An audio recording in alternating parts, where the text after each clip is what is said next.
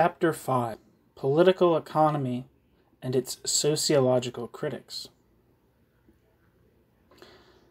Classical political economy and the labor theory of value. It has become the Marxist orthodoxy to identify classical political economy with the labor theory of value. However, all of those who could be called classical political economists, only Ricardo adhered almost unequivocally to the labor theory of value. As we have seen, Smith had proposed a labor-commanded theory,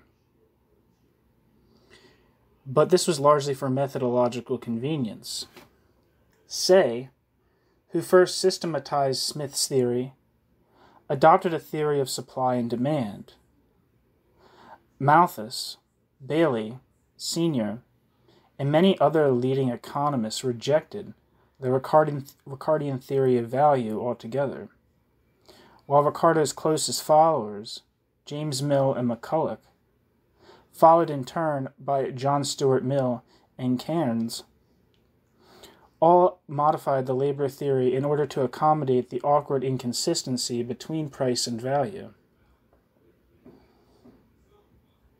Even Ricardo himself at times indicated a willingness to abandon the labor theory.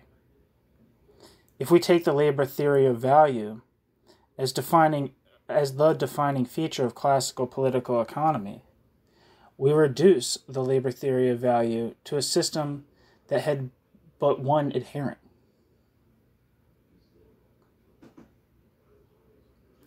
The importance of the labor theory of value for Ricardo was not that it connected labor with labor's alienated forms, but that it provided the basis of a rigorous theory of distribution, which made it possible to identify the ultimate impact of particular economic policies, and especially of taxation, in order to evaluate their impact on productive investment. From this point of view, Ricardo's followers were content to regard the inconsistency between the determination of prices and the theory of value as a minor technical problem, to be resolved by various ad hoc expedients that did nothing to undermine the validity of Ricardo's theory of distribution, in much the same way as friction affects the motion of falling bodies, without invalidating the law of gravity. Ricardo himself did not dismiss the problem as inconsequential, for he devoted a great deal of energy to devising the, quote, scholastic formulae that could resolve it. Although he did not achieve this, it is in fact the case that the problem can be solved if an appropriate standard of measurement is chosen. Ricardo's early followers and popularizers, James Mill and McCulloch, were more cavalier, explaining the divergence in terms of the independent addition of labor by machines, anticipating John Stuart Mill's abandonment of the labor theory of value in favor of a cost of production theory within which direct labor was only one component part of value. The abandonment of the labor theory of value was not a result of the labor theory of value's technical deficiencies, but of the labor theory of value's ideological weakness. It was perfectly rational for Ricardo to adhere to the labor theory of value and to seek to accommodate the labor theory of value to the reality of price formation through secondary adjustments, for the alternative was to return to the indeterminacy of the theories of Smith or of Say, according to which prices are determined by supply and demand, which in turn depend on prices. On the other hand, such indeterminacy could prove very attractive to those who found the Ricardian conclusions unpalatable. Thus the fate of the labor theory of value is not determined by the internal logic of the Ricardian system, but by the ideological demands that were made on it. The essential ideological weakness of the Ricardian system was that it did not provide a satisfactory basis on which to defend profit. Although Ricardo made vague reference to profit, as the reward for, quote, waiting. The essence of his theory is to determine profit as a deduction from the product of labor, with profit's proportionality to capital, while profit's proportionality to capital is a contingent empirical characteristic of profit that conflicts with profit's essential relationship to labor. The ideological defense of profit, however, required that the proportionality of profit to capital, and so the magnitude of the capitalist contribution, was not simply a contingent empirical phenomenon, but was rather its essential characteristic. It could hardly be claimed convincingly that profit was some kind of reward for capital, if the size of the profit did not correspond in its essence to the size of the capital.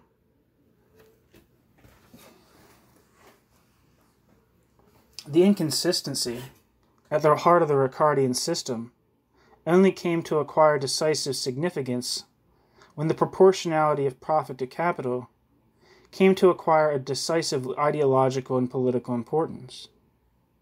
It was only then that the deviation of the rate of profit from the rate of surplus labor came to have a systematic significance greater than that, for example, of the, quote, market rate of profit from the natural rate.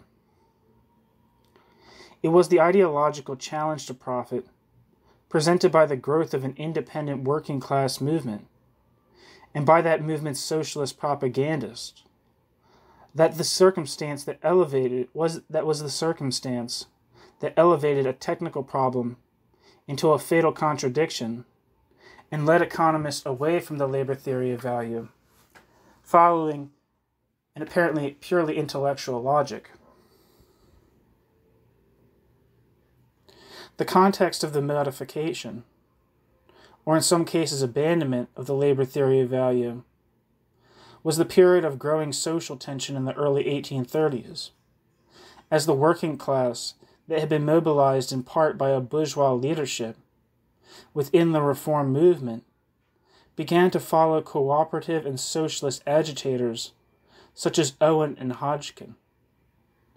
The debate was initiated in 1825 as Samuel Bailey, who rejected the very idea of a theory of, quote, absolute value, and was pursued most intensively in the Political Economy Club through the first half of the 1830s.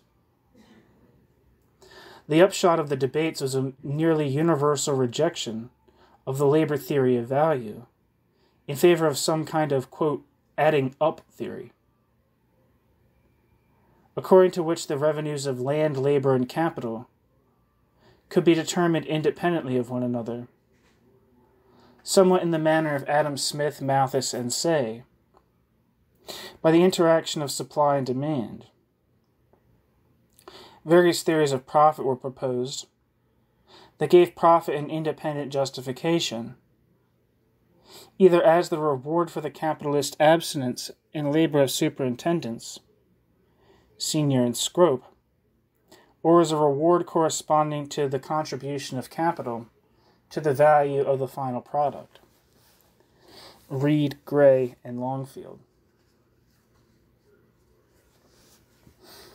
Longfield also followed up Say's suggestion that the reward for labor could likewise be related not simply to the subsistence needs of the laborer, but more fundamentally to the productive contribution made by labor. The most energetic opponents of the labor theory of value, such as Casanova, Scrope, Reed, and Longfield, were quite explicit about the need to repel the socialist attack, and their prime motivation was clearly to provide a secure justification for the powers and privileges of capital. A similar concern to refute the socialist interpretation of the deduction theory of profit clearly motivated Carey in the United States, Bastiat in France, Rocher and Knies in Germany, in rejecting the labor theory of value. However, their criticisms of Ricardo's theory of value did rest on an undeniable inconsistency in the theory. So it was perfectly possible for more disinterested thinkers to reject or modify the labor theory of value, for what to them might seem purely intellectual reasons. The abandonment of the labor theory of value was primarily of ideological importance, for its implication was that profit was no longer seen as a deduction, but as an independent revenue with its own source, which could now be defended against socialist attack. The revenues accruing to each factor of production could now be justified on the supply side by the, quote, trouble and toil incurred by labor or abstinence, and on the demand side by the contribution to production made by the relevant factor. Thus, the theory of distribution could be assimilated to the theory of production. Distribution relations expressing the cooperative interdependence of the factors of production. However, in Ricardo's system, it was only the labor theory of value that made it possible to establish a determinate relationship between wages, rent, and profit. Thus, the price that had to be paid for the vulgarization of political economy was that the system became indeterminate. In particular, it became impossible to determine the rate of profit. To abandon the labor theory of value was to abandon the Ricardian ambition of providing a rigorous analysis of the relations between the classes. Thus, Marx was right to criticize the vulgarizers for abandoning science for ideology. When the vulgar critics of Ricardo were resurrected by historians of economic thought, it was as, quote, some neglected British economists, end quote, and their scientific neglect was fully justified. Classical political economy was far from destroyed by the abandonment of the labor theory of value. James Mill and McCulloch had already relaxed the theory, without forswearing any of Ricardo's conclusions. John Stuart Mill, in his Principles of Political Economy, published in 1848, completed the assimilation of vulgar criticisms into the Ricardian framework, but in order to reaffirm Ricardo's theory of distribution. Mill's cost of production theory of value retained the Ricardian relationship between wages, rent, and profit as an approximate account of the relations between the classes. The abandonment of the labor theory of value meant that the rate of profit became indeterminate, and so the impact on profit of an increase in wages or in rent could not be rigorously explored. But the cost of production theory of value did give the system the appearance of rigor and coherence, and so served to renew the scientific authority of classical political economy.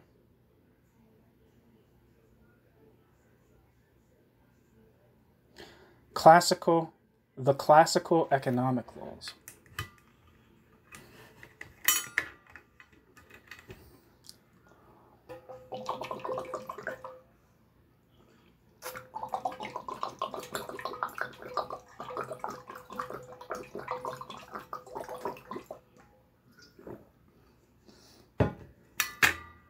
While the theory of value was an object of some debate,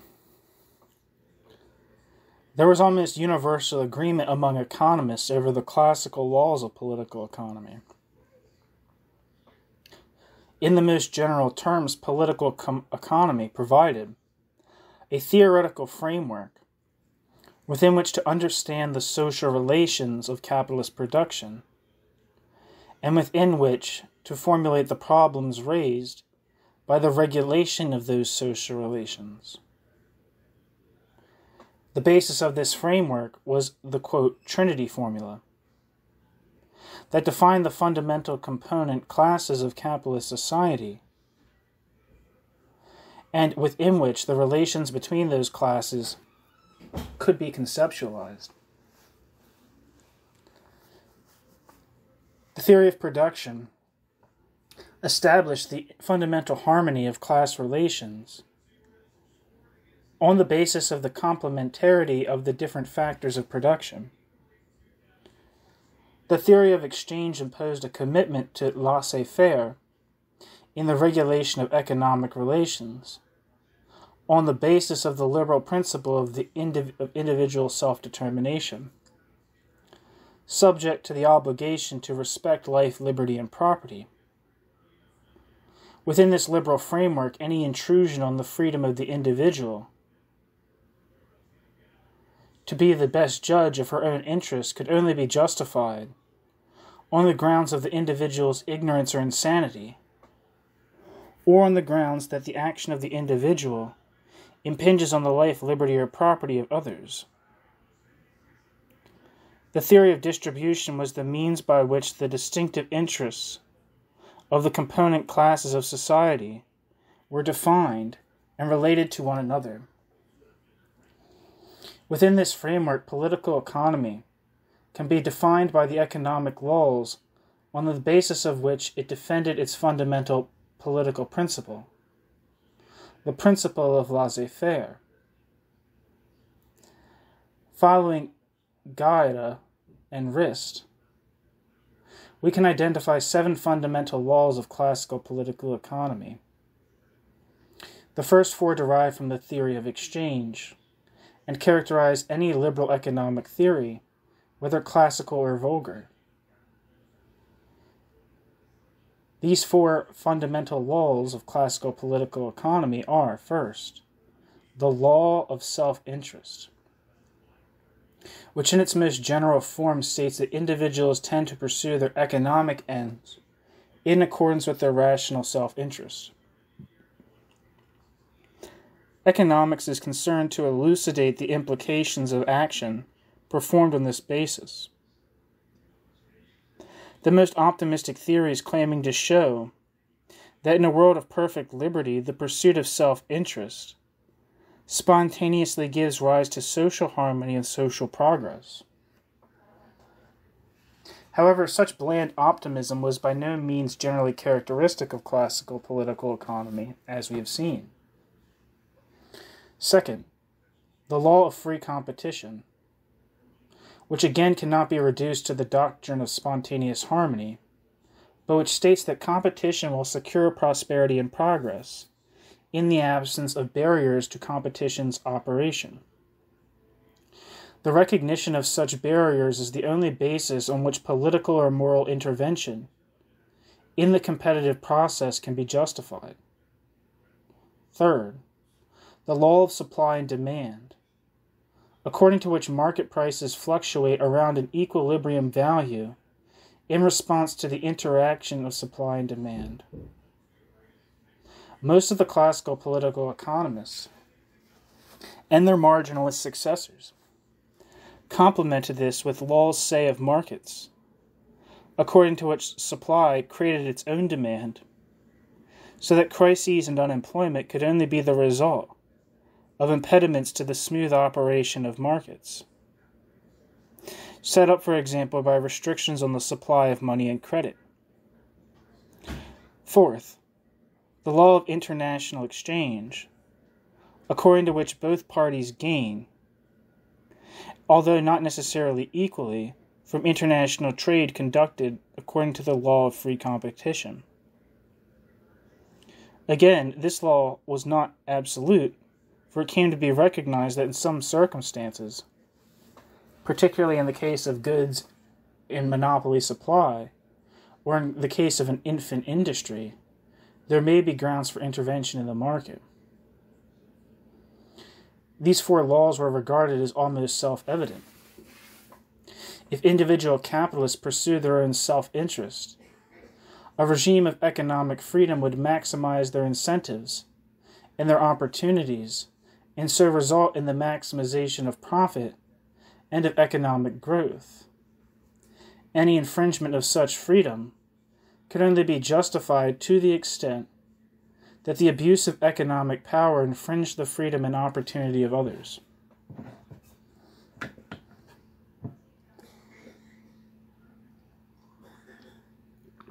However, it is not so self-evident that the interests of the capitalists in economic freedom was shared by the other classes of society, the landed interest and the working class. Economic conflict between these classes over the determination of rent and wages was a feature of capitalist society that could hardly be ignored. The classical theory of distribution was an attempt to theorize this conflict in order to establish the relationship between the capitalist interest and the interests of society as a whole, and so to establish a proper basis on which to achieve the harmonious integration of capitalist society. Although Ricardo formulated the theory of distribution within the framework of the labor theory of value, the economic laws that define the theory of distribution could equally be presented on the basis of other theories of value.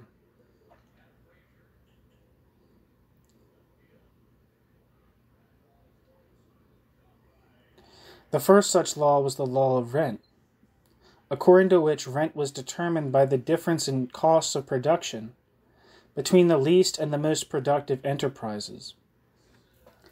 The specific twist given to this law by Ricardo was to combine it with the law of diminishing returns in agriculture, from which he deduced the secular tendency for rents to rise at the expense of profits.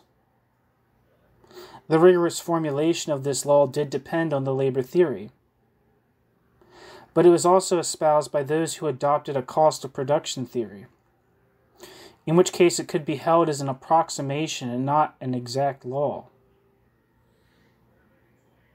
The law of rent could be rejected within the framework of classical political economy by rejecting the law of diminishing returns in agriculture, or as was done by Bastiat and Carey, by identifying rent with the return to capital invested in the land, and so assimilating rent to profit. On the other hand, the apparent conflict of interest between land and capital that was implied by the law of rent could be dissolved by arguing that unproductive expenditure, characteristic of the landed class, was necessary to stave off the threat of underconsumption, as was argued by Malthus.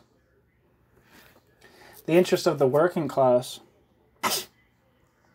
was defined not by the theory of value, which appeared to establish a conflict of interest between capital and labor, but by the law of population and the law of wages, which established the identity of interests of the working class and capital on the basis of their common interest in maximizing the rate of growth, which depended on maximizing the funds available to capital.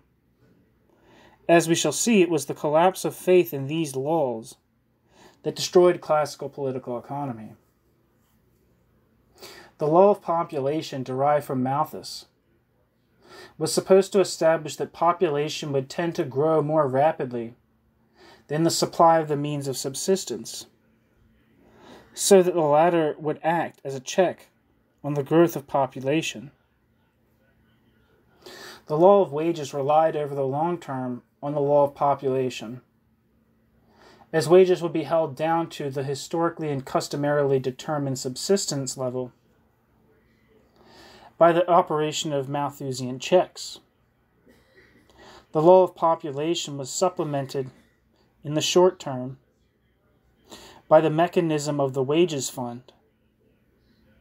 The wages fund doctrine postulated that the demand for labor was set by the supply of capital in the form of the means of subsistence that comprised the wages fund.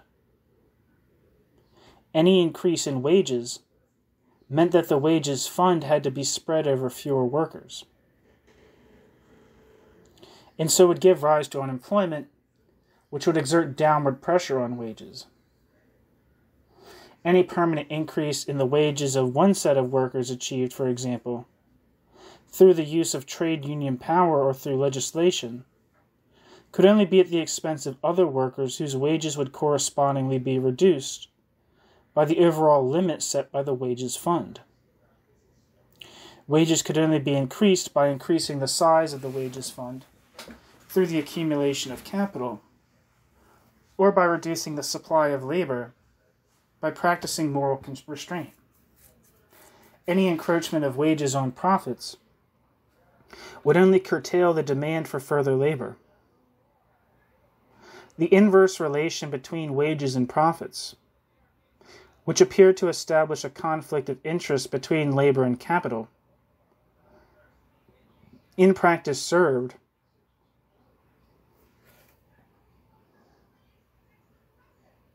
one second.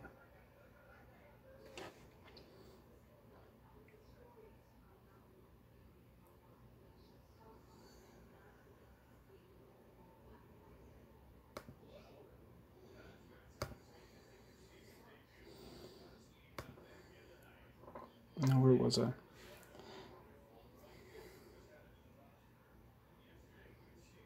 Wages could, I'm going to step back a few sentences. Wages could only be increased by increasing the size of the wages fund through the accumulation of capital, or by reducing the supply of labor by practicing moral restraint. Any encroachment of wages on profits would only curtail the demands for labor further. Curtail the demand for labor further. Thus, the inverse relation between wages and profits, which appeared to establish a conflict of interest between labor and capital, in practice served, within the framework of the wages fund doctrine and the theory of accumulation, to establish their identity.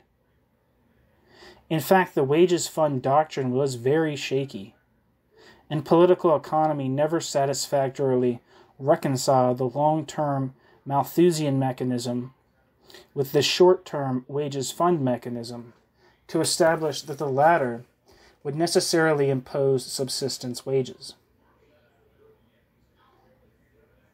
However, the law of wages, although theoretically the weakest link in the classical system, was the classical system's ideological linchpin. For the law of wages provided the main weapon against both conservative and socialist opposition to the rule of capital. Against conservatives, the law of wages established that the privileges of the landed class and their paternalistic benevolence towards the poor only served to undermine national prosperity by inflating the price of corn and so eroding profits. Against socialists, the law of wages established that the imposing rigor of science, that neither the combination of workers nor Mr. Owen's cooperatives could alleviate the general condition of the working class. The call for combinations and cooperatives served only as the rallying cry for demagogues seeking to secure the support of the ignorant mob in pursuit of their own sectarian ends. Combination may have had a limited value in correcting specific evils, caused, for example, by unscrupulous employers, and may even have had a positive value in encouraging the prudent provision for distress in periods of unemployment, sickness, or old age, so that responsible trade unionism could be welcomed. But the general combination of the workers against their employers was an unqualified evil. In the same way, private charity and the old poor law could not mitigate the evils they were supposedly designed to combat. They could only discourage the prudent provision of the workers for the future of themselves and their families, and so intensify the misfortunes to which the working class was inevitably subject. They were merely the deceitful means by which ancient privilege sought to reproduce its hold on the working class. Neither paternalism nor socialism, neither charity nor combination could improve the lot of the working class. Their only prospect of general improvement was through moral restraint and submission to the law of the market, while their political interests were best served by the representation of property, whose own interest in its unfettered expansion could best secure the conditions for workers' well-being. The great strength of classical political economy was that it could reconcile the apparent distributional conflict between labor and capital with a more fundamental community of interests based on a common interest in the accumulation of capital. Vulgar economy, which rejected the classical laws of distribution in favor of a theory of distribution according to which revenues were determined independently of one another by the interaction of supply and demand, provided a much weaker foundation on which to reject the claims of labor, because it depended on the bland assertion that distributional conflict did not exist, the market serving spontaneously to assign appropriate rewards to the factors of production, an assertion that could be countered by the equally confident claim of the socialists that the unequal market was the means by which capital appropriated the product of labor.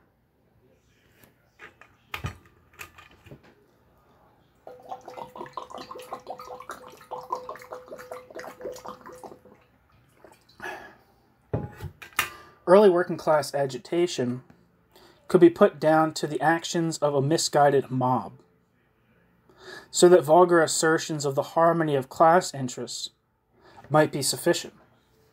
However, the persistence of working-class demands and the development of trade unions to further those demands forced political economy in Britain to sharpen its ideological defenses in the name of its natural laws, in order the better to rebuff demands for reform.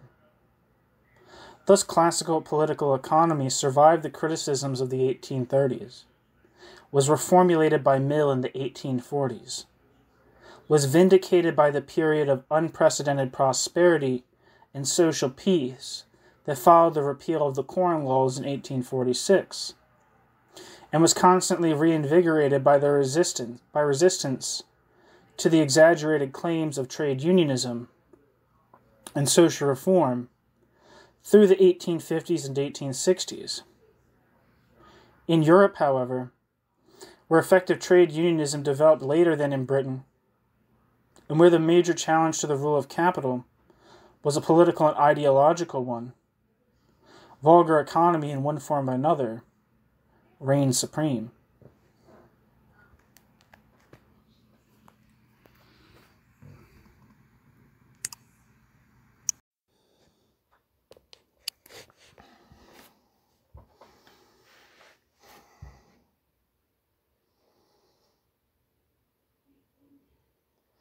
Classical political economy and the birth of sociology.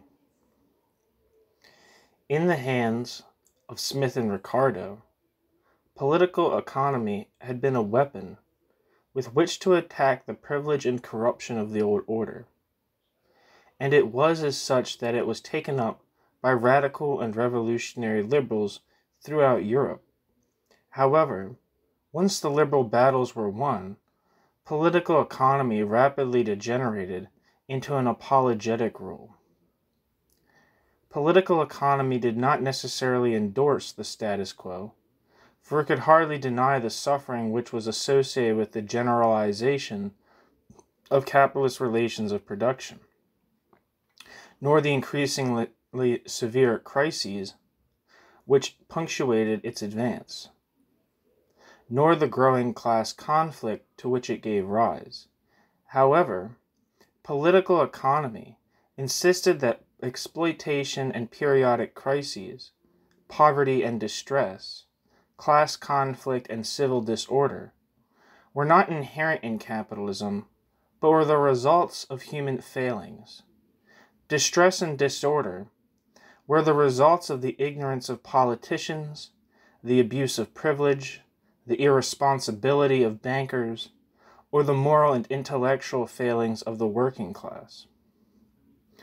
It was not capitalism which failed to meet human aspirations, but human weakness which prevented the realization of the rational ideal. The faith of the political economists, both classical and vulgar, in the adequacy of the market as the means of regulating the class relations of capitalist society, was by no means universally shared. Particularly in continental Europe, where capitalist development was associated with much more serious economic and political dislocation than it was in Britain. To many, the unfettered rule of capital appeared to be a prescription not for prosperity and social peace, but for exploitation and social conflict. Criticism of political economy came from three major directions. First, political economy had to face conservative critics who believed that the development of capitalism was undermining the established order and creating a society which would inevitably be marked by conflict and moral degeneration. Second, it had to face socialist critics who believed that exploitation was inherent in the inequality of the capitalist system and who proposed reform on the basis of cooperation. Third, it had to face criticism from those who accepted the fundamental social relations of capitalist society, but who could not accept that such social relations could be regulated solely by the free play of the market. Conservative critics did not share the economists' faith in the power of the hidden hand of the market to achieve social harmony and social integration. Conservative critics pointed to the costs of capitalist development, crises, unemployment, undermining of paternalistic authority, class polarization, socialist agitation, the destruction of cultural values and national spirit, and the erosion of the moral and political authority of the state, the church, and the ruling class. Political economy neglected the spiritual, moral, and aesthetic qualities of the human species, and underestimated the importance of the essential ties of deference to and respect for authority that had held the medieval economy and society together, and that were being destroyed by the advance of capitalism. Capitalism was an unviable form of society.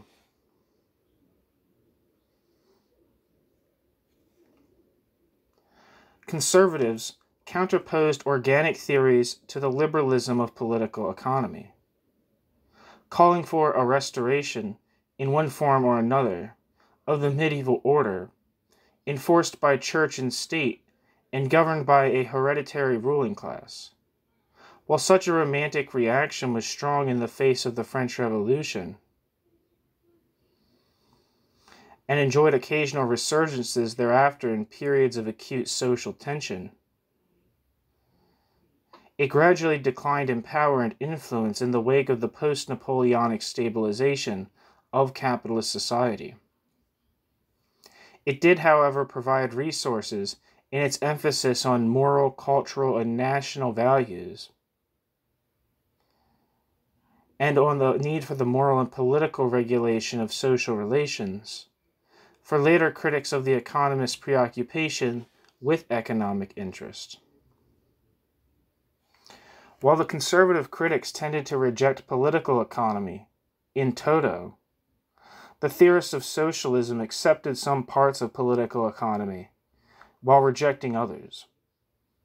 Thus they tended to accept the theory of production that defined the functional interdependence of labor, land, and capital, while rejecting the theories of distribution and exchange, in which conflictual relations of competition were, quote, unnaturally imposed on the cooperative relationships inherent in production. Some socialists joined Ricardo's deduction theory of profit, while rejecting the law of population and the law of wages, and so developed an exploitation theory of society within which profit derived from the monopoly power of capital.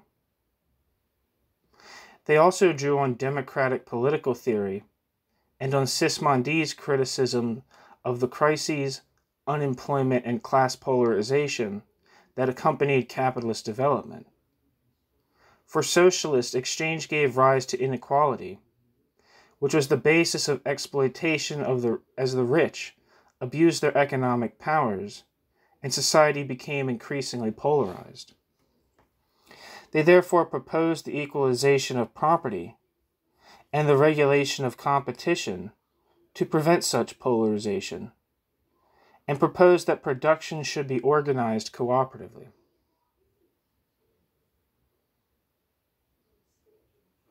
Although the early socialists criticized the optimism and fatalism of political economy, they nevertheless remained largely within the liberal framework that saw the free market as the necessary basis of liberty, equality, and fraternity, believing that only the equalization of property would make it possible to achieve those ideals.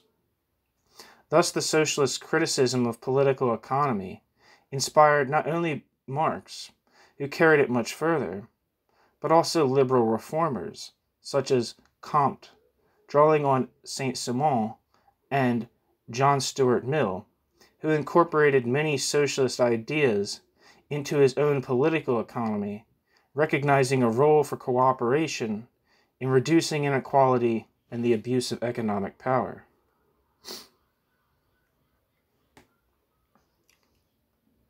The third major direction of criticism of political economy lay between the two just considered. On the one hand, it shared the conservative rejection of the, quote, dogma of self-interest, and the claim of political economy that a regime of laissez-faire could best ensure social harmony, while retaining a commitment to political liberalism against reactionary romanticism. On the other hand, it shared the socialist emphasis on the need for cooperation and for moral and political regulation to restrain the conflicts emerging out of competition, but rejected socialist projects to equalize property, seeing the defects of capitalism as deriving primarily from the unregulated market, rather than from its underlying inequality. Often drawing on the romantic and socialist critiques in stressing the limitations of laissez-faire, this kind of liberal reformism was directed at the over-abstraction of political economy, at its reliance on the deductive method, its cosmopolitanism, and its universal claims.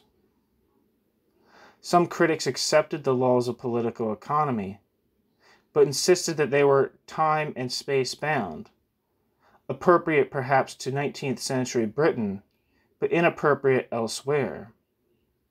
Others denied any possibility of formulating economic laws, insisting that economics be absorbed into sociology of history, disciplines that could perhaps formulate evolutionary or statistical laws.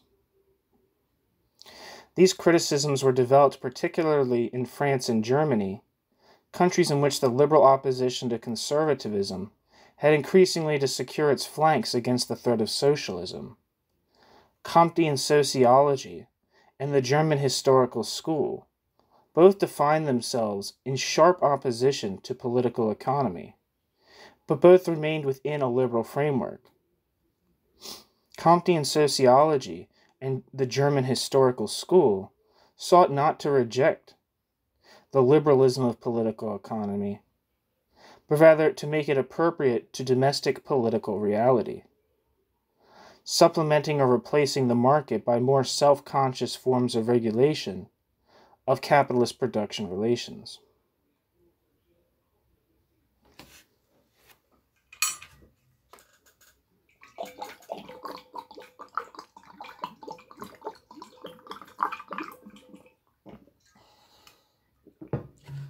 The positivist critique of political economy.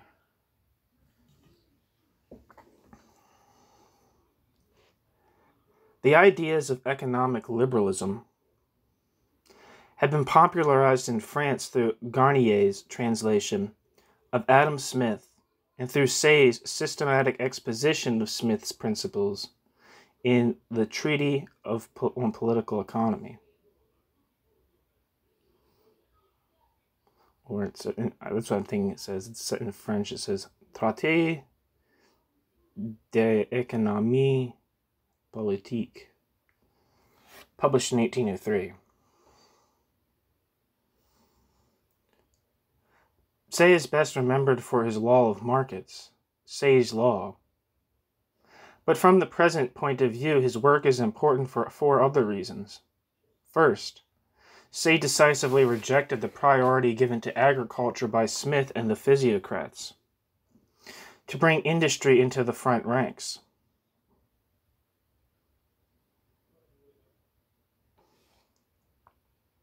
Second, Say introduced the distinction between the capitalist who lent capital at interest and the entrepreneur who hired capital, land and labor to undertake production. Third, on this basis, Say first developed the Trinity formula as a systematic theory of distribution, according to which the revenues accruing to the owners of the factors of production corresponded to the contribution to production of the relevant factor. The entrepreneur was the intermediary who organized the cooperation of the factors of the factors of industry, capital, and land in production. The labor, or quote, productive services, of these factors were hired by the entrepreneur, who paid a suitable price, determined by supply and demand for those services. Thus, the intermediation of the entrepreneur and the vulgarization of the theory of distribution dissolved any essential conflict of interest between capital and labor. Fourth, Say introduced a clear distinction between economic theory and economic policy, insisting that political economy offered an abstract theoretical discourse that could not give rise to policy prescriptions. Economic policies had, therefore, to be evaluated on their merits, political economy offering only one means of evaluation.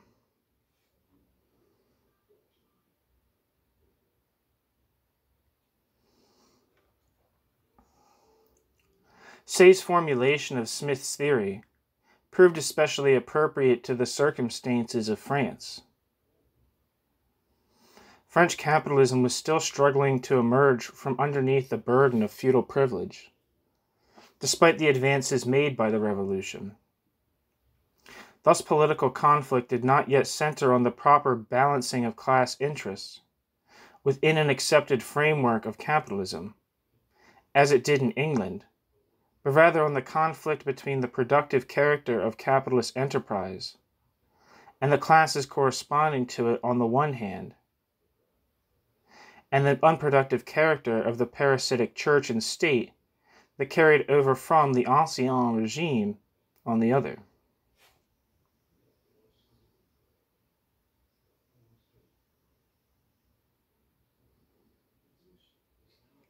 Say's separation of economic from political questions, his stress on the harmonious relations between the productive classes, and his emphasis on the productive role of industry alongside that of agriculture were themes that fed directly into the political debate and were taken up by liberal and socialist reformers alike. The Restoration of 1830 gave a renewed impetus to these political debates. But the Lyon Weavers' Rising of 1831 and 1834 also resurrected in a new form the specter of the revolutionary mob that haunted all liberal reformers in France, driving a wedge between liberalism and socialism. Comte, initially influenced by the socialist Saint-Simon, developed his system as much as a critique of socialism as of the political regime he sought to displace. The socialism of Saint-Simon derived very directly from the class model developed by Say, proposing to sweep away the barriers to the advance of productive enterprise and to replace the tyranny of a pure parasitical ruling class. However, Saint-Simon rejected Say's faith in the market as an adequate means of regulating production and proposed instead the functional administration of a cooperative society. Comte took many of his ideas from this scheme, believing in the necessity of completing the overthrow of the old regime and of establishing society on the basis of industrial cooperation, believing in the essential harmony of interests of the productive classes, and believing that the unfettered pursuit of self-interest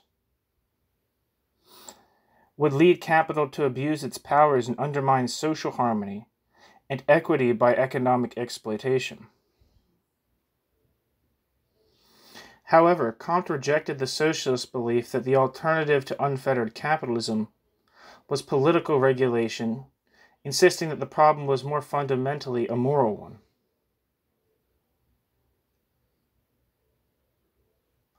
Comte formulated his system within the framework developed by Say and Saint-Simon of the cooperation of labor and capital on the basis of the complementary contributions of each factor to production.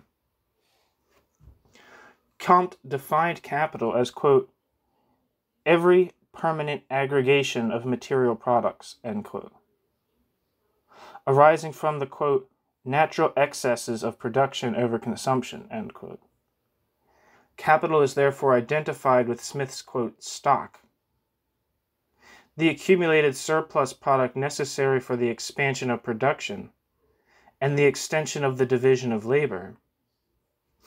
Thus, the institution of capital forms the necessary basis of the division of labor.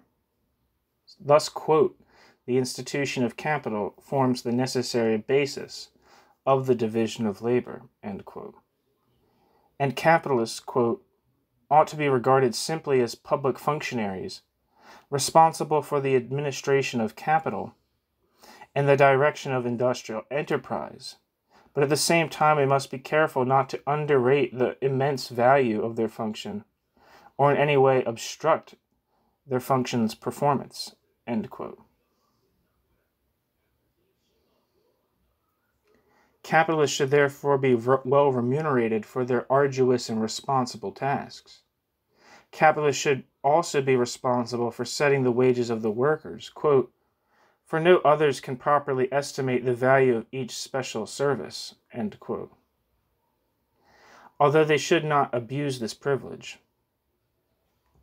Against the socialists, Comte insisted that wages should not be seen as the recompense for labor, since wages, quote, really pay nothing but the material portion of each man's labor, replacing the waste invariably required by the organ, and sometimes by the function it performs, end quote. The surplus over subsistence being required to provide the fund for future accumulation. Although Comte accepted the basic class model of capitalist society proposed by political economy, Comte rejected the economist's belief that class relations could be harmoniously regulated on the basis of the competitive pursuit of individual self-interest. Political economy, quote, pretends that the general laws of material order can be studied apart from other laws, end quote. But the rule of self-interest creates not harmony but conflict, as opposed interests clash in the market. It may be the case that the present economic relations were based on the pursuit of self-interest, but such a condition was merely transitional, a symptom of the decline in the moral regulation of social relations in accordance with earlier forms of religion and law. It was a condition that was unstable, as the new forms of moral regulation associated with the positivist doctrines took effect, regulating the conflicts to which an inadequate moral regulation gave rise by subordinating, quote, self-love to, quote, social love in order to reconcile progress with order. Comte insisted that socialism was not the solution to the conflicts of capitalist society, but was itself a symptom. As the employers were uncontrolled in the system of, quote, modern anarchy, the workers fell prey to absurd utopian schemes. Comte endorsed the critique of socialism proposed by classical political economy, indeed that of the arch-liberal Dunoyer. For despite their differences, quote, positivists adopt substantially the strictures which they have passed upon communism, end quote. Communism ignores the needs to accumulate capital. Communism ignores the need for direction and coordination of production. And communism ignores the fact that individualistic instincts still prevail.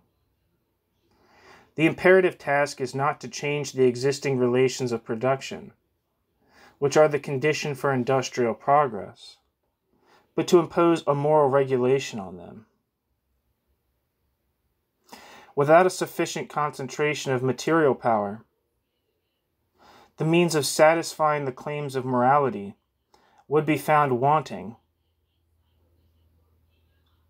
Quote, without a sufficient concentration of material power, the means of satisfying the claims of morality would be found wanting, except at such exorbitant sacrifices as would soon be found incompatible with all industrial progress.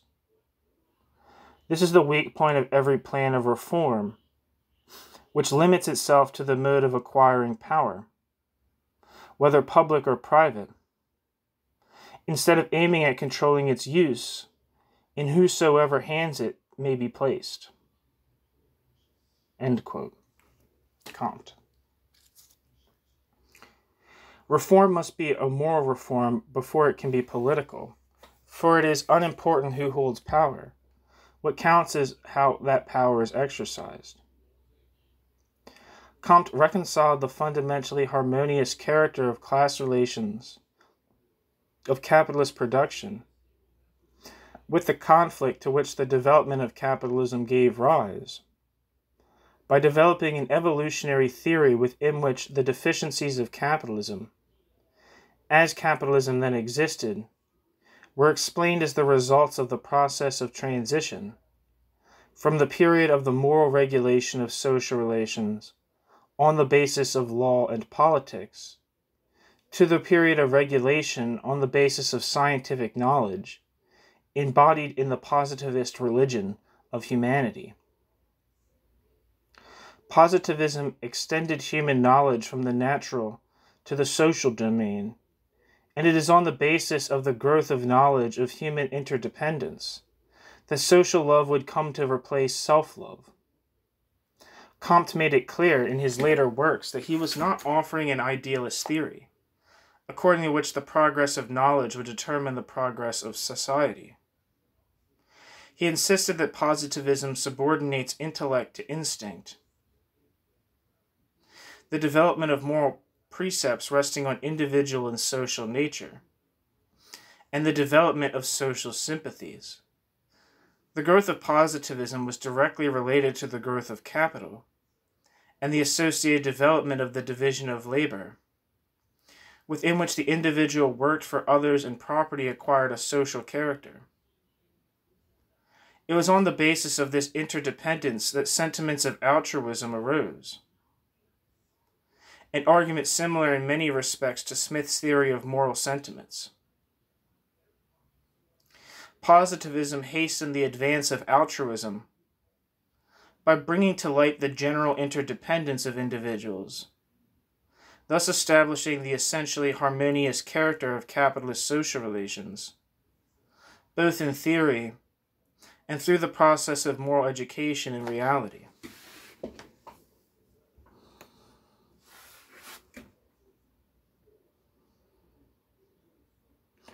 Although Comte counterposed his positivism to the religion of self-interest proposed by political economy, Comte's theory of society nevertheless rested on the foundations laid down by political economy, particularly as developed in the work of Say. It was political economy whose theory of production defined the interdependence of the productive classes, which was the basis of social love. And it was Say's theory of distribution that defined the appropriate rewards for capital and labor. Comte's critique of political economy was confined to its theory of competition, as Comte rejected the possibility that the harmony defined by political economy could be provided by the mechanism of competitive exchange, of which political economy avails itself. For the economist's analysis of exchange illegitimately abstracts from the dimensions of power, knowledge, and morality. In practice, capitalists use their economic and political power to seek unjustifiable gains, while workers organize in opposition to capitalists and fall prey to socialist propaganda. Thus, the realization of social harmony could only be based on the replacement of self-love by social love that would prevent the powerful from abusing their position for their own advantage.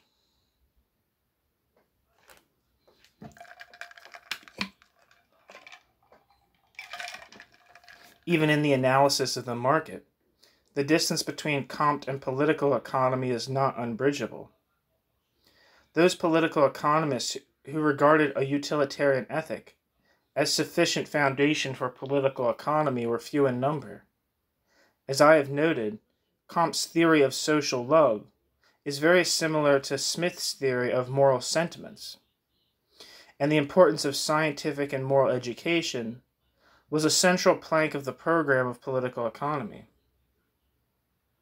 The real issue is not that of the opposition of social love and self-interest, but that of the point at which the latter becomes subversive of the former.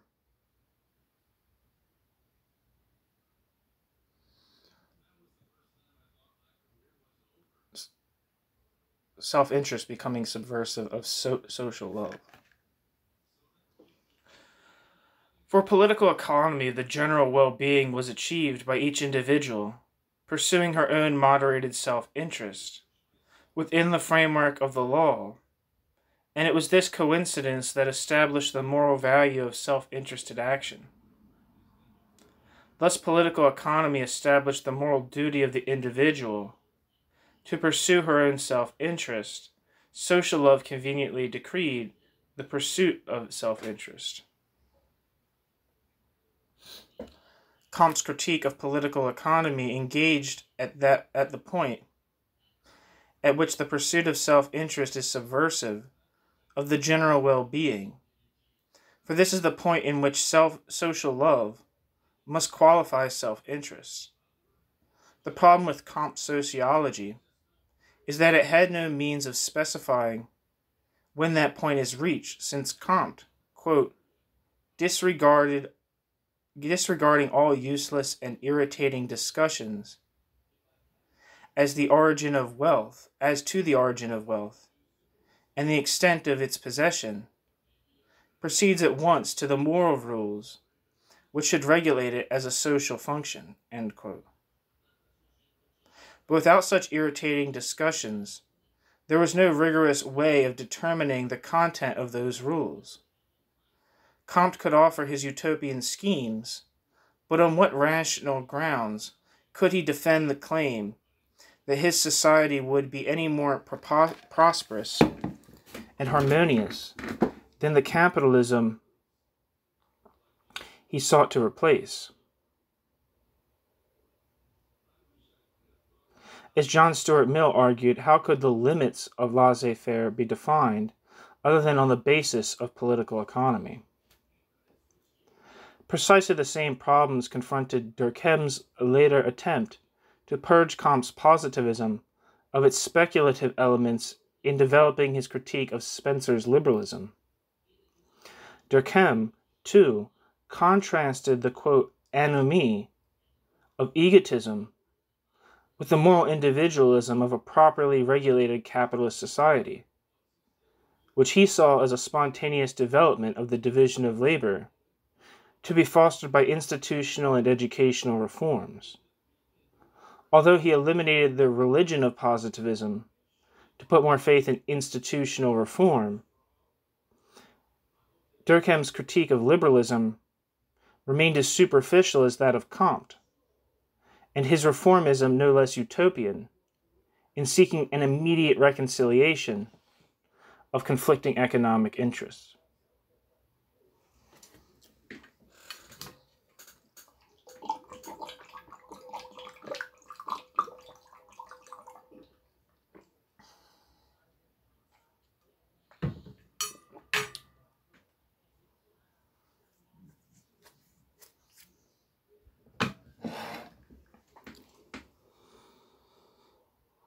Classical political economy and the German historical school.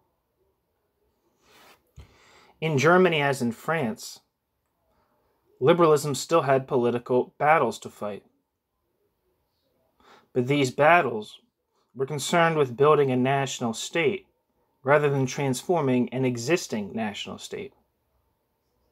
Thus, while Comte criticized political economy for neglecting the moral dimension of social regulation, the German historical school was more concerned by its neglect of the political dimension, although the two questions were not mutually exclusive. Germany at the beginning of the 19th century was politically fragmented and economically backwards. Internal trade was restrained by innumerable local tariff barriers, and industry hampered by state regulation, while agriculture remained the dominant sector of the economy. In such a context, the economic doctrines of political economy had a great appeal to those seeking to break down domestic barriers to capitalist expansion. Rao performed for Germany the role that Garnier and Say performed for France, popularizing and interpreting the theories of Adam Smith. Rao, like Say, emphasized the distinction between theory and policy varying with local conditions, giving liberalism an adaptability that the German situation required. The immediate pressure was for economic unification. However, the economic unification of Germany was not sufficient to ensure the progress of German capitalism.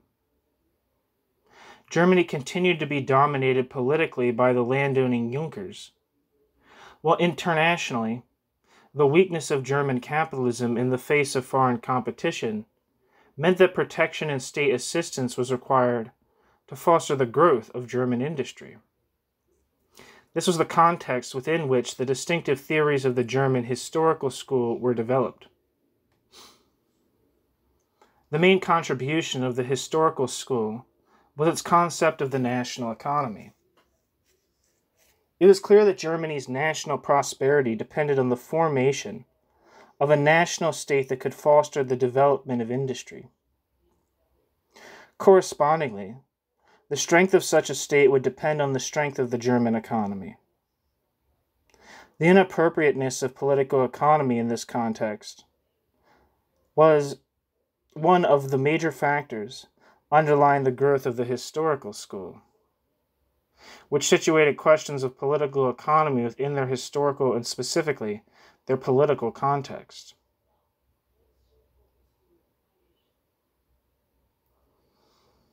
The concept of the national economy, therefore, embraced much more than economic questions, incorporating also a concern with the political and institutional framework, which could provide the basis of national power and prosperity. For conservatives, the problem of the state was posed in the traditional romantic terms of the cultural unity of the folk. However, the members of the historical school were not conservatives but liberals. Prominent amongst the revolutionaries of 1848 and suffering for their liberalism. Their emphasis on the role of the state did not derive from any specifically authoritarian sentiments, but from the practical concerns of German unification and the pursuit of German national interest against the interest of other European powers. Thus, although the historical school drew on the Romantic, Hegelian, and Cameralist traditions, the historical school rigorously rejected the reactionary elements in the work of such writers as Adam Mueller, who subordinated the individual to the state in defining the state as an end in itself. For the historical school, the role of the state was still to be defined in liberal terms, as an essential condition for the well-being of the individual, and it was in such terms that it developed its analysis of the role of the state in the reproduction of capitalist social relations. It was in this context that Friedrich List developed his theory of the national economy. List argued against the cosmopolitanism of political economy, that the prosperity of the individual depended on the ability of the state to pursue appropriate policies to further the national well-being. These were policies that would foster the growth of the productive forces, including not only the material capital of the nation, but also its spiritual capital, identified by List with the freedoms of political liberalism in the development of the productive forces of a nation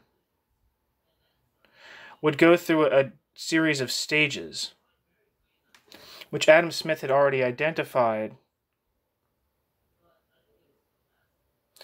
namely the savage, the pastoral, the agricultural manufacturing, and the agricultural manufacturing commercial stages. This is a progressive development, the height of which would be reached with the predominance of trade and manufacture. A nation at a superior state would be more powerful and more prosperous than a nation at an inferior stage. Free international trade would permit it to prevent the more backward nation from advancing in the face of foreign competition. Protection would be required to enable Germany to emerge as a fully fledged industrial power that could hold its own in the world market. The liberal cosmopolitanism of classical political economy was, within this context, simply the abstract expression of the British national economic interest in gaining free access to foreign markets to prevent the emergence of foreign competitors. The more backward position of German industry required a different political economy.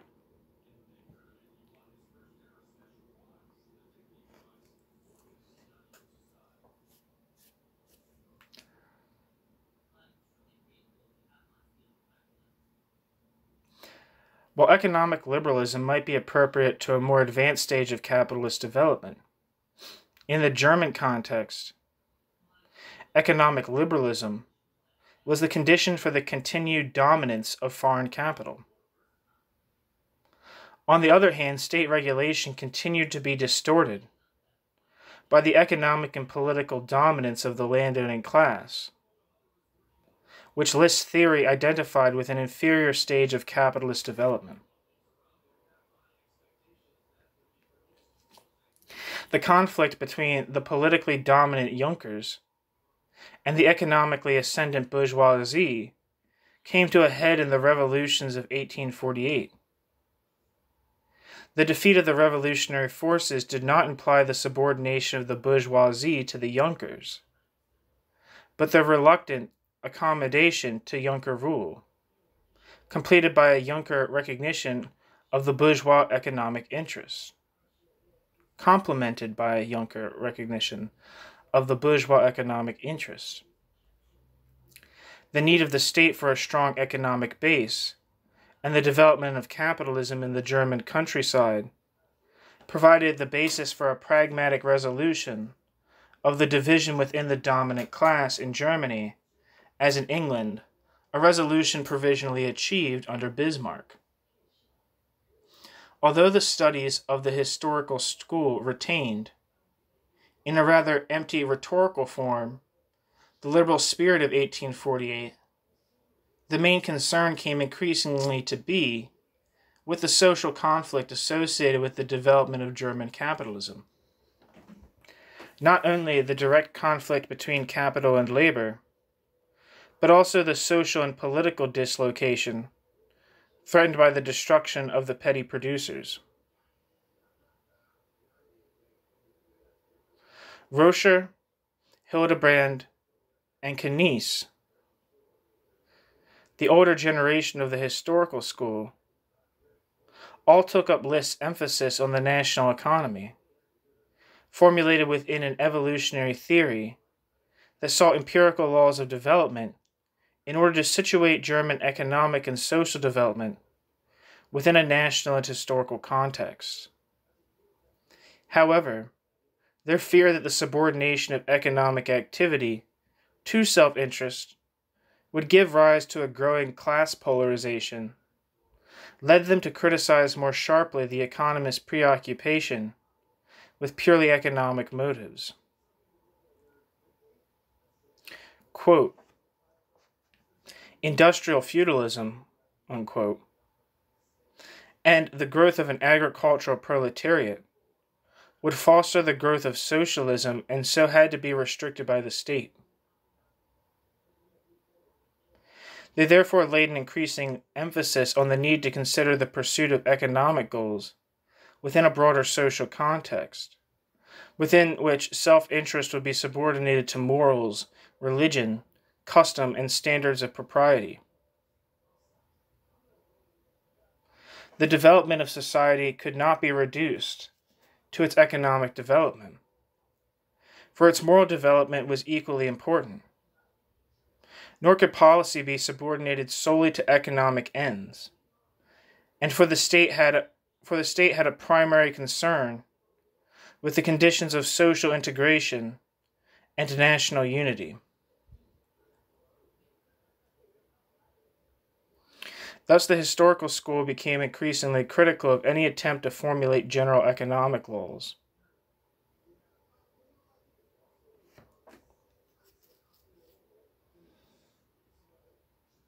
Or general laws of historical development, coming to emphasize the uniqueness of time and place and the necessarily pragmatic empirical orientation of economic studies. While Roscher followed Liston regarding classical political economy as a theory appropriate to the particular stage of capitalist development, stressing only the need to temper the classical doctrines with a concern for the national particularities of historical development. Hildebrand and Knies carried the criticism of political economy further, arguing that history did not simply introduce qualifications into the laws of political economy, but that political economy had to be reformulated on a historical foundation. Hildebrand continued to believe that it was possible to formulate historical laws, distinguishing the phases of natural economy, money economy, and credit economy. In the latter, access to credit would give workers and petty producers parity with capitalists, and so would eliminate class conflict. Knies went still further, condemning the labor theory of value and the utilitarian orientation of political economy for playing into the hands of socialism. Although he believed in progress, Knies claimed that progress was a moral rather than an economic category, so that laws of development were always moral laws that could not be formulated quantitatively and which could only provide a basis for analogical comparison.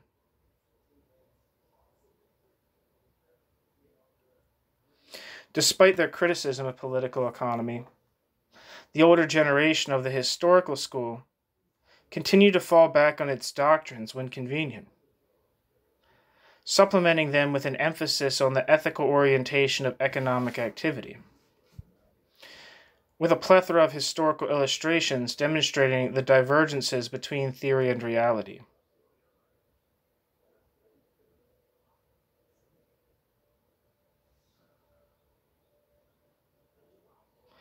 Despite the claim of the historical school to be counterposing reality to theory, a claim that became even more insistent among the younger generation, the historical school nevertheless formulated its investigations within the framework of a particular conception of society. Although the historical school rejected the economic laws of classical political economy, its essential framework was still that of political economy, being based on the theory of production that conceptualized the fundamentally harmonious character of capitalist social relations in terms of the cooperative division of labor between agriculture and industry, and between land, labor, and capital, and on the theory of distribution that denied any necessary conflict of interests between capital and labor, locating capitalism historically within Adam Smith's stages theory. The distance between political economy and its historicist critics was exaggerated in their own eyes, and those of subsequent commentators, because the conception of capitalist society, which they had in common, had by now acquired the self-evidence of common sense. Comte and the German historical school conceptualized the essential harmony of capitalist social relations on the basis of the model of mutual cooperation and interdependence of the division of labor. However, this conception accords with common sense only because common sense is ensnared in the illusions of the Trinity formula. Quote, "The more the vulgar economists in fact content themselves with translating common notions into doctrinaire language, the more the vulgar economists imagine that their writings are plain, in accordance with nature and the public interest, and free from all theoretical hair-splitting. Therefore, the more alienated the form in which they conceive the manifestations of capitalist production, the closer the vulgar economists approach the nature of common notions, and the more they are, as a consequence, in their natural element." End quote. Wrote Marx to Rocher. Theories of Surplus Value, Volume 3. The historical school, like Comte's sociology, rested on the same ideological foundations as political economy, and its critique of political economy was confined within the same ideological limits. The critique of the historical school, like that of Comte, was limited in attributing the conflict endemic in capitalism to the self-interested orientation of economic activity that is an essential characteristic of capitalist social relations.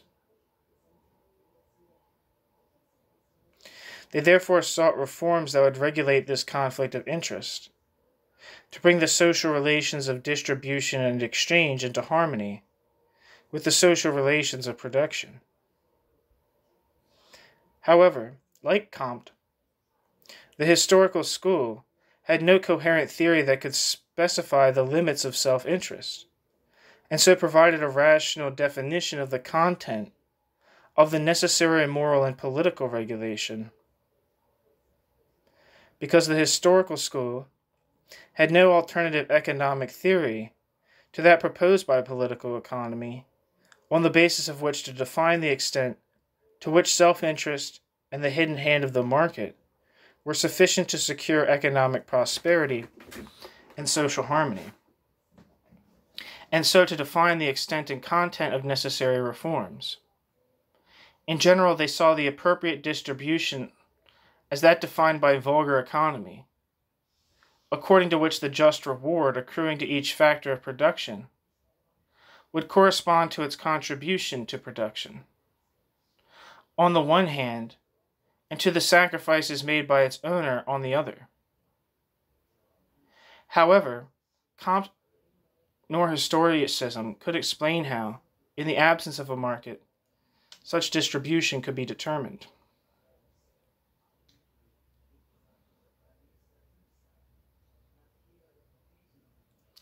In the end, both schools of thought rested on a speculative philosophy of history that postulated the essential harmony of capitalist relations of production, which they combined with a purely pragmatic approach to the solution of particular social and political problems. Both schools of thought proposed a reformed capitalism as an alternative to socialism. But how far should such reform go?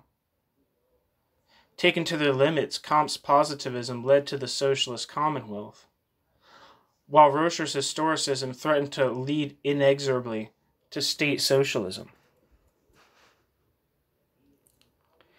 It is not to deny the practical and theoretical importance of Comte's sociology, or of German historicism. Both took the threat of social dislocation much more seriously than did classical political economy, recognizing the need for a moral and political regulation of social relations that the classical economic laws excluded. However, their inability to specify the limits of laissez-faire rigorously meant that they were unable to provide any rigorous definition, not only of the extent, but also of the limits of moral and political regulation. It was the failure to define such limits that proved their fatal weakness.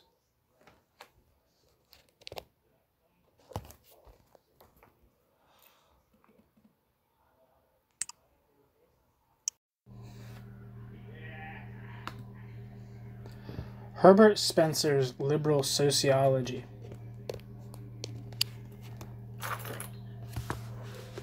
It is essential to remember that both historicism and positivism were proposed as liberal critiques of political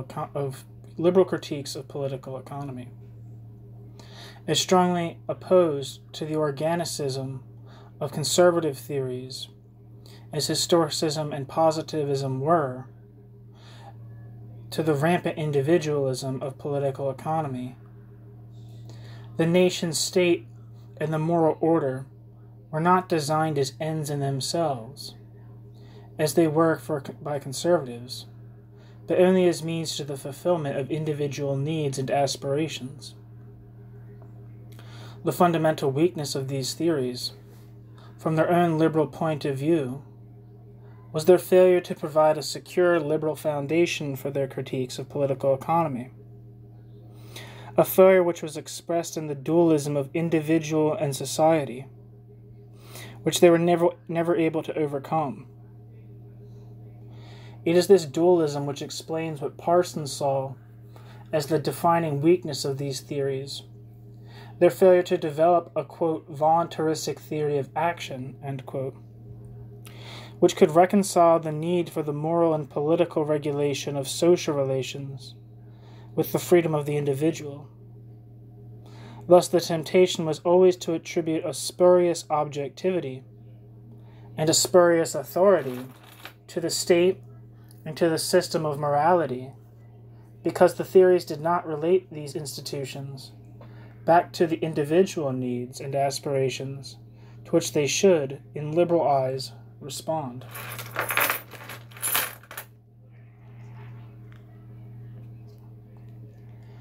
This weakness was not exclusive to sociology and historicism. The liberal credentials of political economy also came into question as the century wore on. The problem was that according to the laws of political economy, the fate of the individual was inexorably tied up with the fate of her class. The simple class model may have been appropriate to the great constitutional conflicts of the first half of the 1800s. But these conflicts were largely resolved by the compromises which followed 1848. The 1850s and 1860s saw a realignment of the social and political relations between the classes, and correspondingly, of the terms within which capitalist society was considered.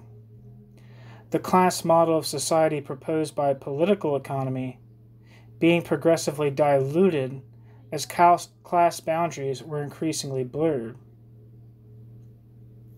The constitutional, political, and legal reforms of the 1830s and the 1840s and the increasing mobility of capital had considerably softened the opposition between the capitalist and the landed interests, so that land was becoming merely a form of capital, while capitalist wealth gave access to land and to political privilege. The economic distinction between rent and profit was progressively less adequate as the basis for distinguishing between discrete social classes.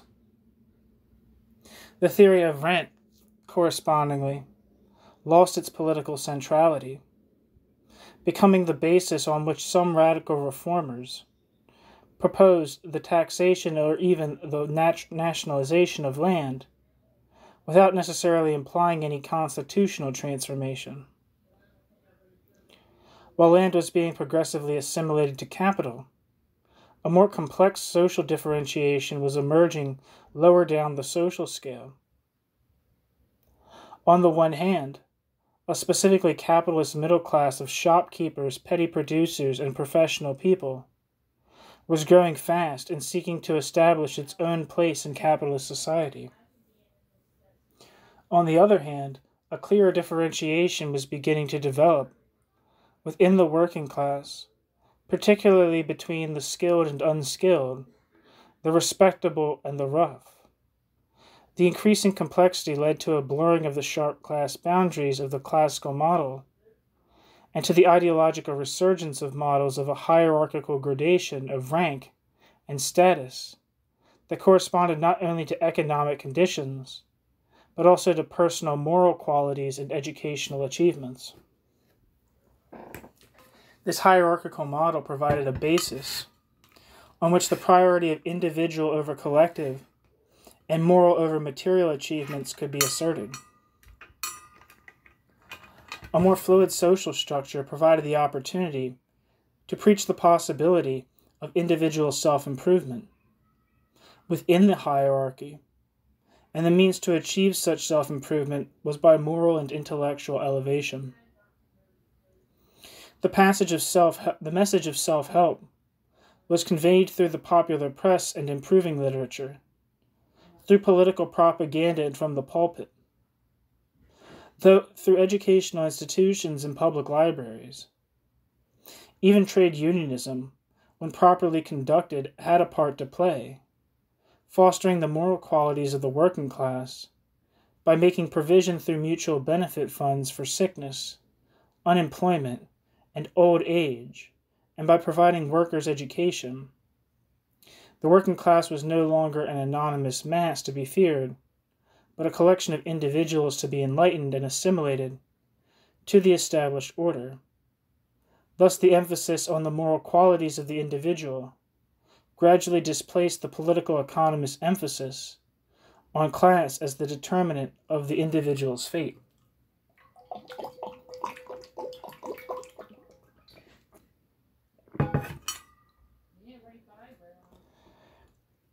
This growth of a meritocratic individualism was above all expressed in the social philosophy of Herbert Spencer, which returned to many of the themes already developed by Adam Smith. Spencer conceptualized capitalist society within the framework of a speculative philosophy of history that presented laissez-faire capitalism as the culmination of the evolutionary process. Society was conceived on the model of the division of labor, expressed within an organic analogy. understood as the interdependence of the functionally differentiated parts of an increasingly complex whole, whose development could be understood within the framework of a theory of cosmological evolution. Herbert Spencer saw the development of society as progressive, manifesting the fundamental cosmological law of the increasing differentiation and integration of functions, and the mechanism of evolution as the quasi-Darwinian competitive struggle for existence in which survival goes to the fittest. End quote. Spencer saw capitalism as the stage at which industry finally replaced war as the basis of society. This development was marked by the progressive differentiation of the economy from the state and the subordination of the state to the economy, instead of the subordination of the economy to the state characteristic of military society. Within the economy, this evolution was marked by the development from slavery through serfdom to wage labor. The differentiation of capital and wage labor corresponded to the differentiation of functions within production between capital, whose function was the regulation of labor, and wage labor, whose function was to conduct the specialized tasks defined by the division of labor under the supervision of capital. More fundamentally, the distinction between labor and capital was simply an aspect of the functional differentiation of mental and manual labor. Economic activity existed within a wider coordinating structure defined by the family, political and ecclesiastical organization, the system of law, and the cultural institutions of language, knowledge, morals, and aesthetics. Each part of the whole had its part to play in the functioning of the system, and each part was adapted to its function through the evolutionary process governed by natural selection. The complexity of the system, and ultimately the beneficence of the law of evolution, militated against any attempt to intervene consciously to mitigate social evils, for any such attempted reform was as likely to interrupt as to accelerate the course of progress. Thus Spencer came to recognize that wage labor, quote, amounts in practice to little more than the ability to exchange one form of slavery for another, end quote. But he did not propose any remedy, merely observing that, quote, it seems that in the course of social progress, parts, more or less large of each society, are sacrificed for the benefit of society as a whole, end quote. Spencer.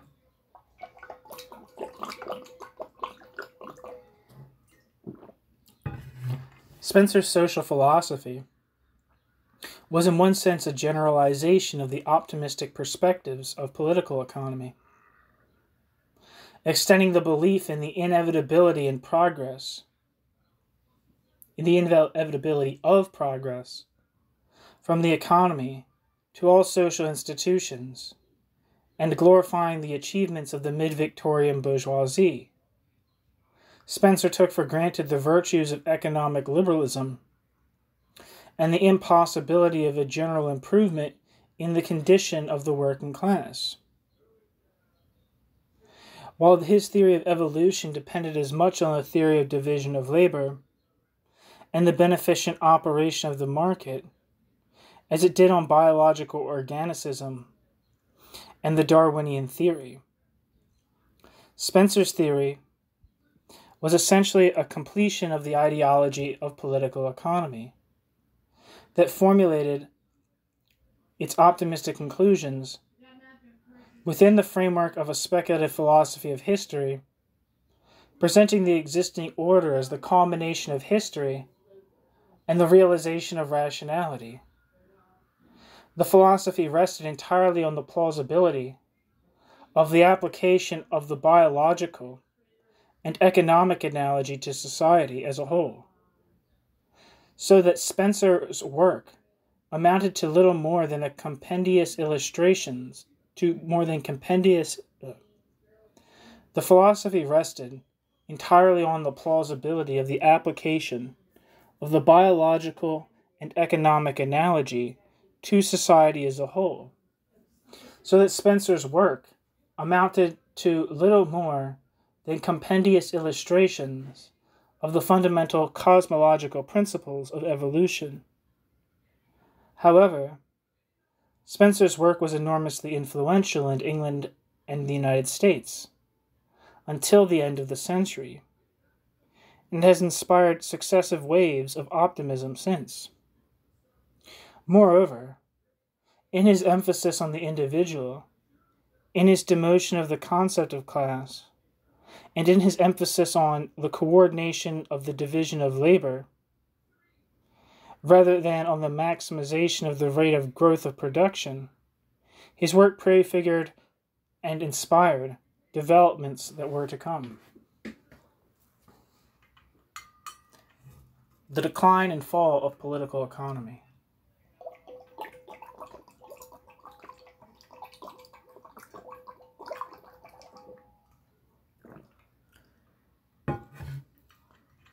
The individualism of Spencer's social philosophy apparently conflicted with the class model on which political economy was based, just as the growing emphasis on moral improvement expressed by evangelical, positivist, and liberal reformers conflicted with the uncompromising materialism of political economy. Nevertheless, there was no other rigorous basis than political economy on which to defend the truths of liberalism. So long as there was a political resistance to the claims of the working class, political economy had an ideological function to perform. However, far from reality, so long as there was a political resistance to the claims of the working class, political economy had an ideological function to perform. However, far from reality, political economy's categories might appear to be. In particular, and above all else, political economy established the impossibility of a general improvement in the material condition of the working class, and so of the alteration of the existing class structure. Political economy, therefore, continued to constitute the bastion of the ideological defense of the established order, which defined the ultimate limits of social and political reform. John Stuart Mill showed how political economy could accommodate these developments. Mill espoused more and more reformist causes without his reformism undermining his confidence in the ultimate validity of the truths of political economy. These truths may have been abstract, but they were nevertheless constraining.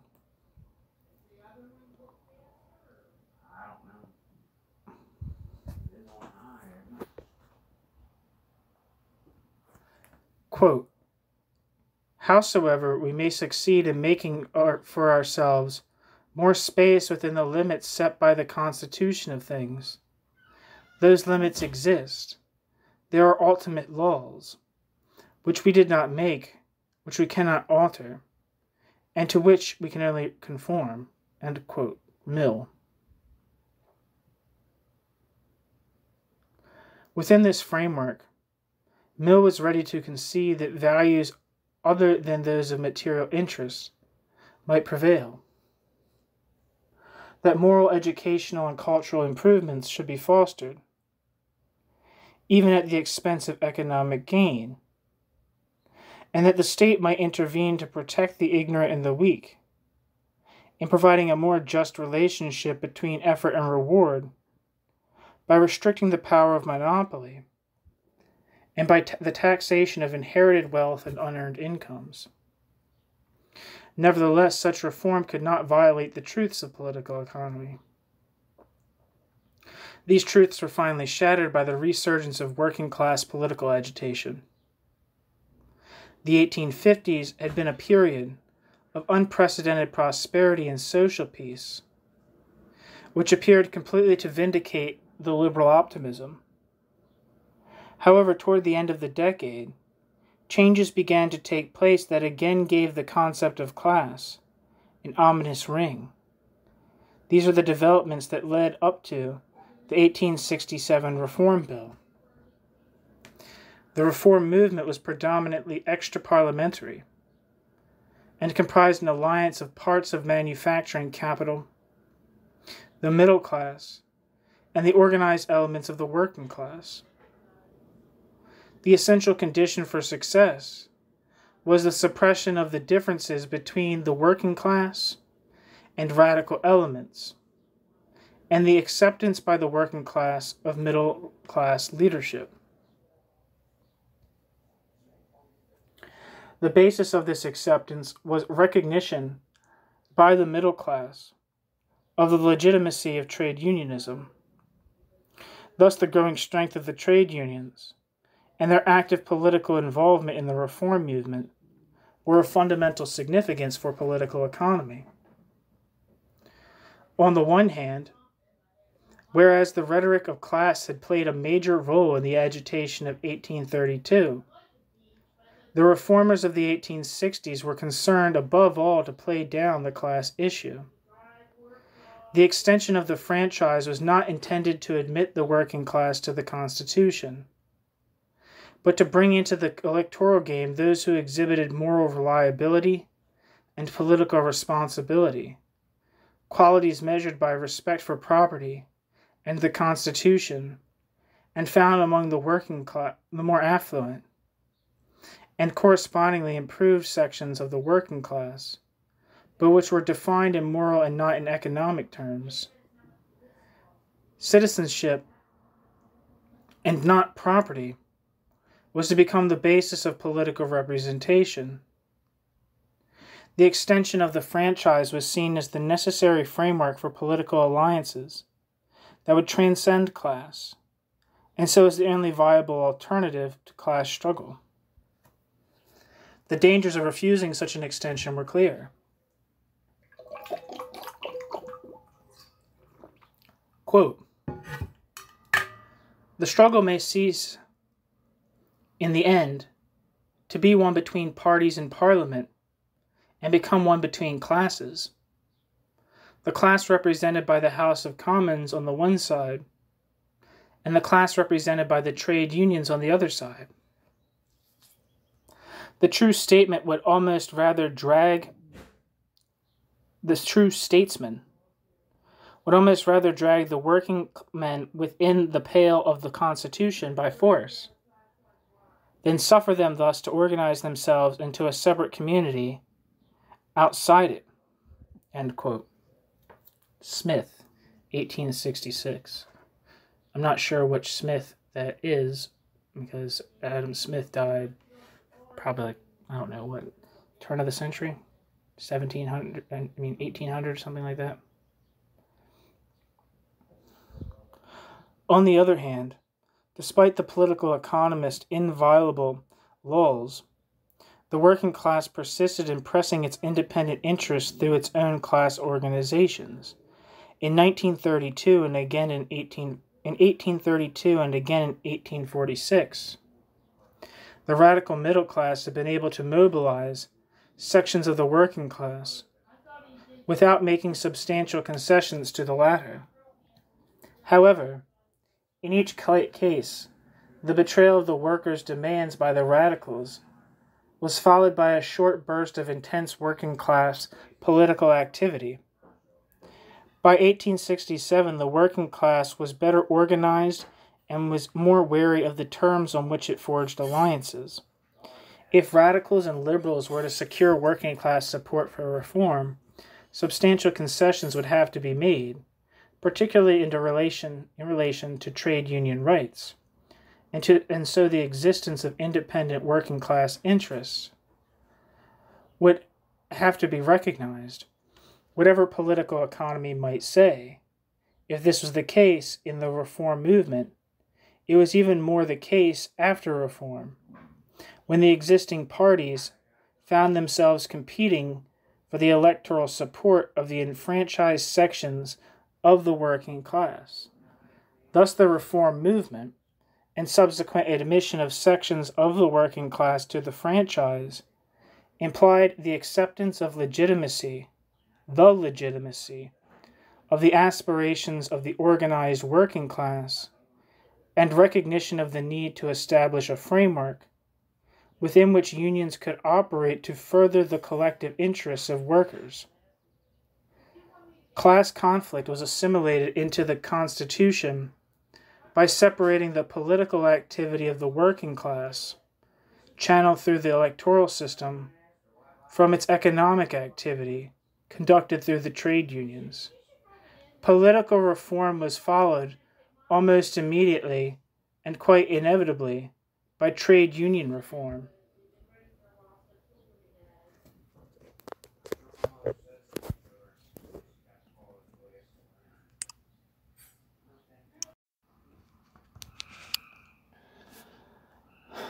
The recognition of independent working class interests and of the right of workers to organize themselves to pursue those interests within the limits of the Constitution undermine the most fundamental principle of political economy, the law of wages, by which it had denied the existence of any such interests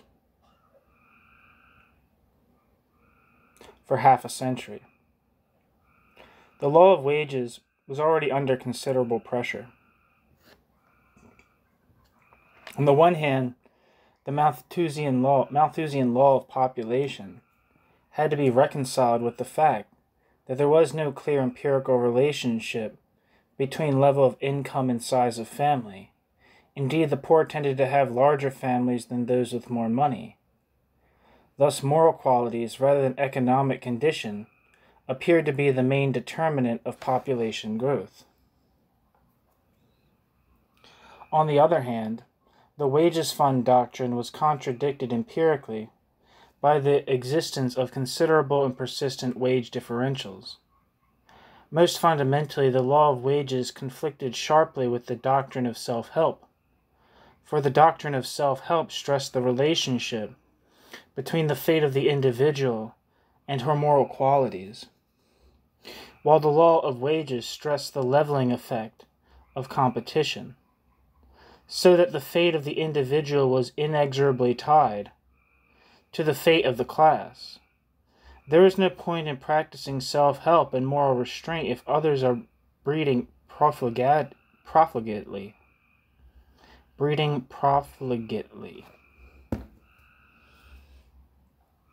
increasing the supply of labor and dragging down wages for all.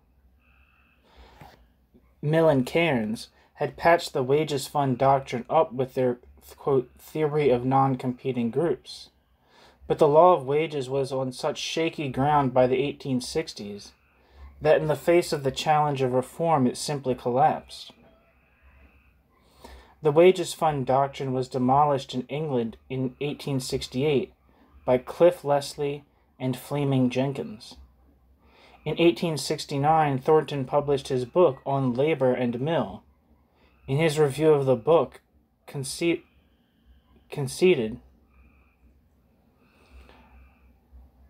In 1869, Thornton published his book on Labor and Mill, John Stuart Mill. No, is it James Mill? Fuck. The wages fund doctrine was demolished in England by 1868 by Leslie Cliff and Fleming Jenkins. In 1869, Thornton published his book on Labor and Mill. In his review of the book, conceded the fallaciousness of the doctrine, recognizing that, quote, there is no law of nature making it inherently impossible for wages to rise to the point of absorbing not only the funds which he, the employer, had intended to devote to carrying on of his business, but the whole of what he allows for his private expenses beyond the necessaries of life. The real limit to the rise is the practical consideration of how much would ruin him or drive him to abandon the business, not the inexorable limits of the wages fund." End quote. Mill.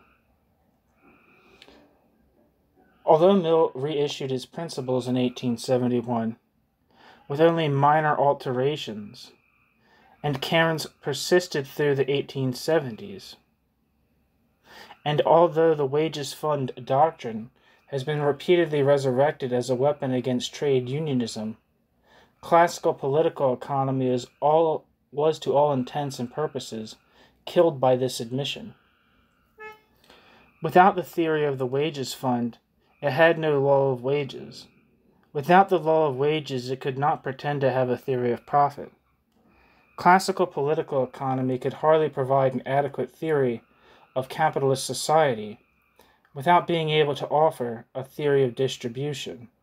Quote, "It was the labor question, unsolved by that removal of restrictions, which was all deductive political economy had to offer, that revived the method of observation. Political economy was transformed by the working classes." End quote. Toynbee. Such residual appeal as political economy did have was soon eroded by the experience of the Great Depression that set in at the beginning of the 1870s. Growing foreign competition precipitated demands for the state to intervene to strengthen British capital at home and abroad. The, quote, "law of international exchange," unquote, was forgotten as the cry for, quote, "fair trade" and imperialist annexation replaced the classical demands for free trade and colonial freedom.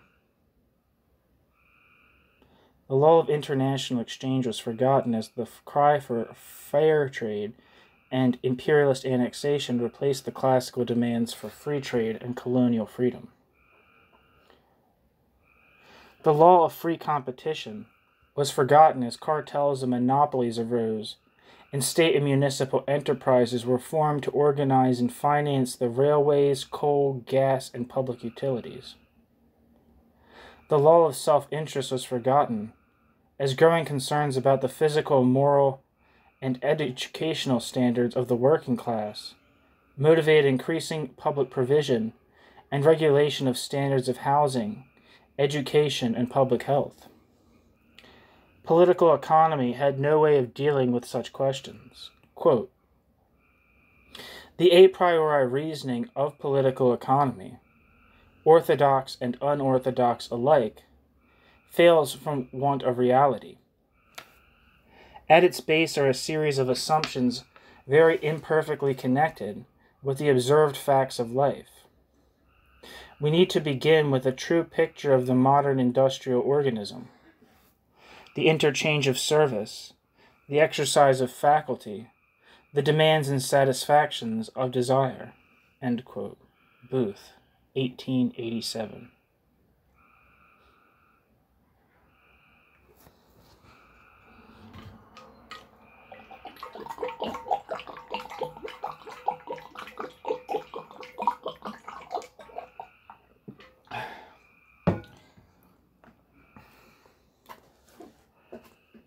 Social reform and the limits of sociology.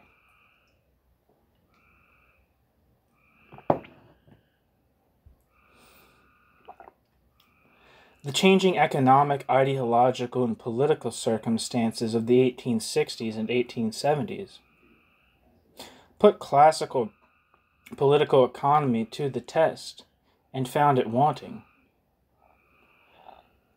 A new theory of capitalist society was urgently needed that could respond to the practical and ideological demands of a new era.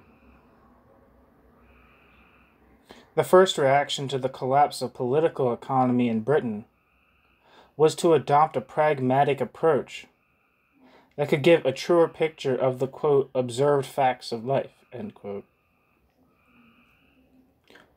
What was needed was a theory that could look beyond the pursuit of self-interest to set economic relations within their institutional, political, and moral context, and replace the dogmatism and abstraction of political economy with a more flexible and more realistic approach.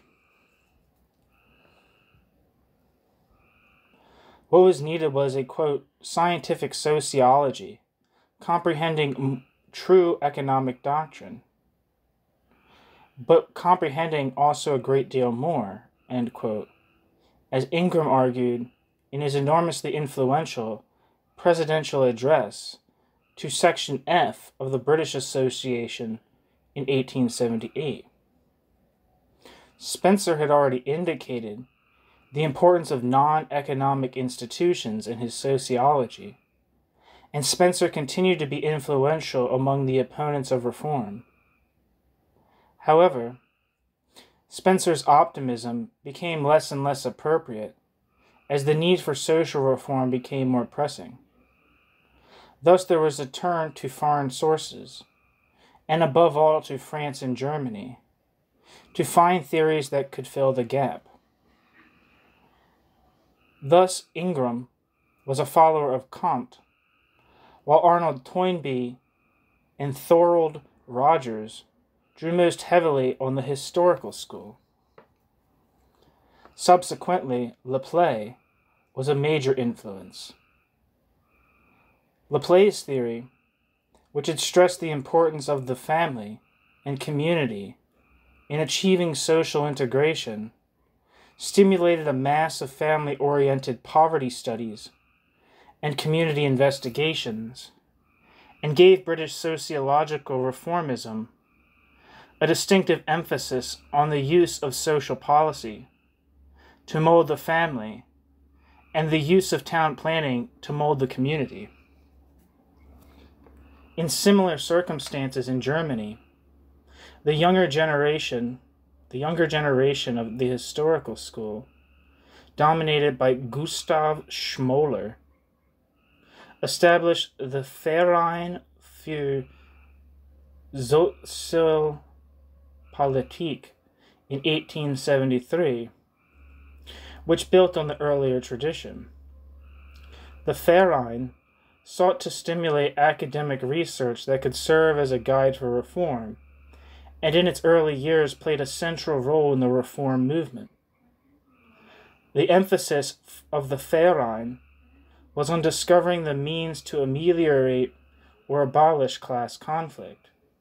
This was recognized to involve assigning a high priority to economic expansion, but the Verein insisted that questions of economic policy should nevertheless be subordinated to ethical and political considerations. Economic development should be regulated in accordance with national political needs, and in particular the strengthening of the state domestically and internationally. In France, Laplace still had some following, but he was eclipsed by the rise of Émile Durkheim, who founded the French School of Sociology. Durkheim drew heavily on Comte, Spencer, and the German historical school to develop a comparable evolutionary theory within which social disorder was attributed to a failure of moral integration that had caused selfishness and ignorance to prevent the emergence of a properly regulated moral individualism, an individualistic reformulation of Comte's social love. Such moral integration was to be achieved by the formation of associations, for example, of producers and consumers, within which would be generated solidaristic sentiments based on the moral appreciation of interdependence. The Durkheimians also placed considerable emphasis on the development of a national system of secular education.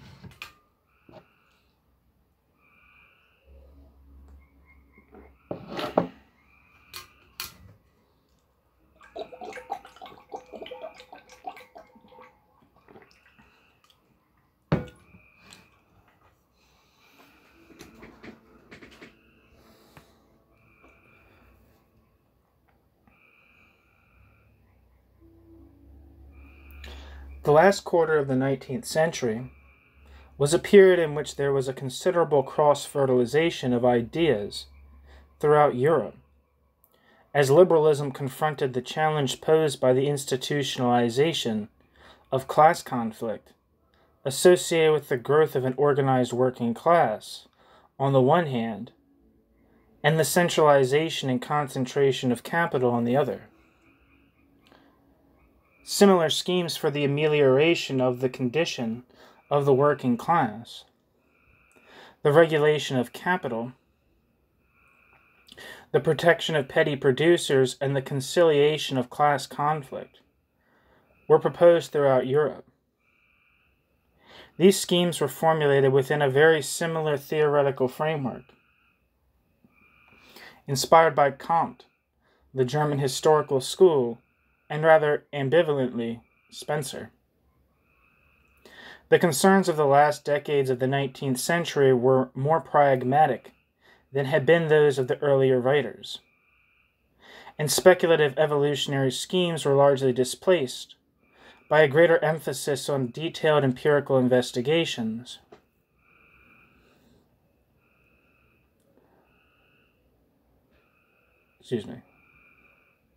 The concerns of the last decades of the 19th century were more pragmatic than had been those of the earlier writers, and speculative evolutionary schemes were largely displaced by a greater emphasis on detailed empirical investigation. But the essential features of the earlier theories were retained.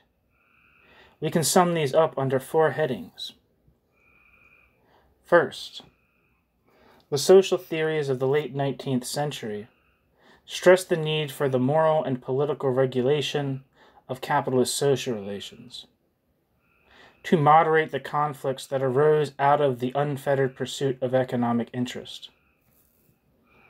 Thus, the radical individualism of political economy was tempered by a concern with the needs of society or of the nation, imposed morally or politically on the individual. Political economy was criticized for its abstraction, and the distinction between economic and moral questions was rejected. However, the critics retained the harmonism of the materialist theory of society on which political economy was based. The problem was to realize this harmony socially.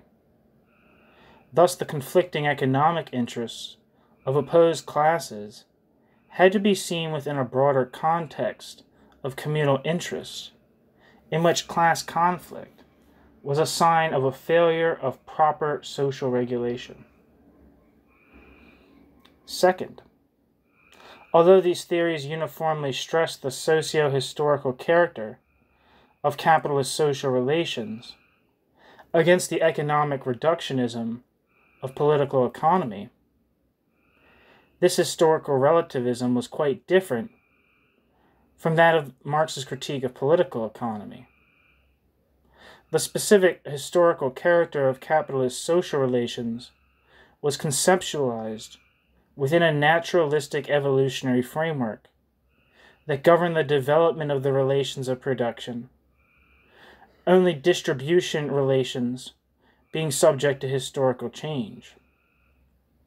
These changes being seen as changes in the form of property, without being traced to their origins in different social forms of labor.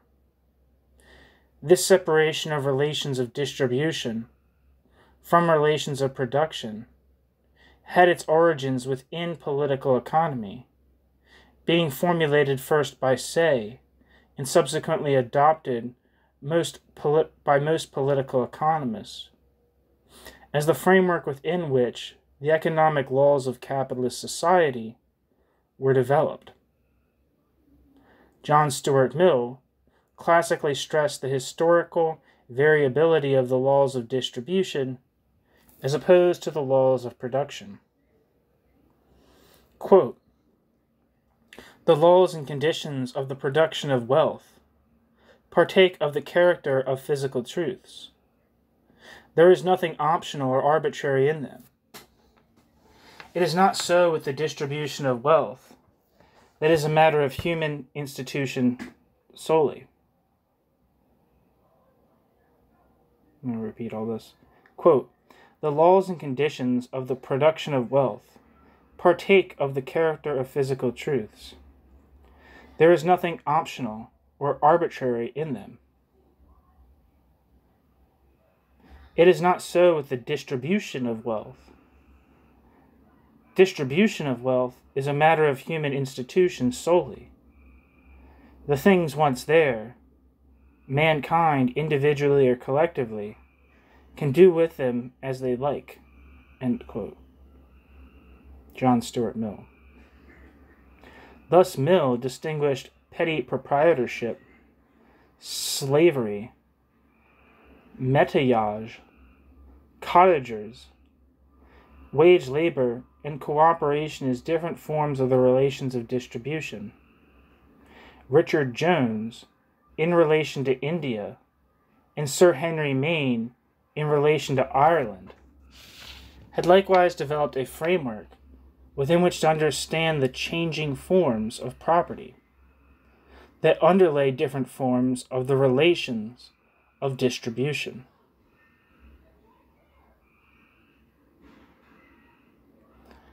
The distinction between the theories of production and distribution was the basis on which Mill assimilated the insights of sociology and historicism to recognize the possibility and limits of social reform. However, once the historical variability of relations of distribution is admitted, these possibilities are very wide indeed. Mill tempered his, quote, socialist inclinations with a resolute defense of the inviolable rights of private property. But others were willing to go much further down this road. Not without reason were Schmoller and his associates referred to as the, quote, socialists of the chair. While in England, the Comteans were among the staunchest defenders of trade unionism, and in France, the Durkheimians were closely associated with socialists. While for all these groups, social reform was a vital means of staving off the socialist threat, the Fabians proposed the transformation of private into state property as the means of resolving the irrationalities of capitalism. The third essential feature of the theories with which we are concerned was their emphasis on the need for empirical research. On the one hand, they stressed the importance of comparative and historical study as the only proper basis on which to develop evolutionary laws, thus replacing, so they believed, the speculative philosophies of history of the older generation by empirically based historical schemes. On the other hand, contemporary empirical investigation was required to measure the divergence between reality and the theoretical ideal of a just, harmonious, and prosperous society, so as to offer guidelines for reform. Thus, empirical research was conducted not naively, but on the basis of a particular conception of capitalist society, which defined the normal condition of such a society as one of justice and social integration. Injustice and social conflict were considered to represent departures from the normal condition, the consequence of evolutionary lags that were a part of the process of social change from old paternalistic forms of social regulation to new cooperative forms.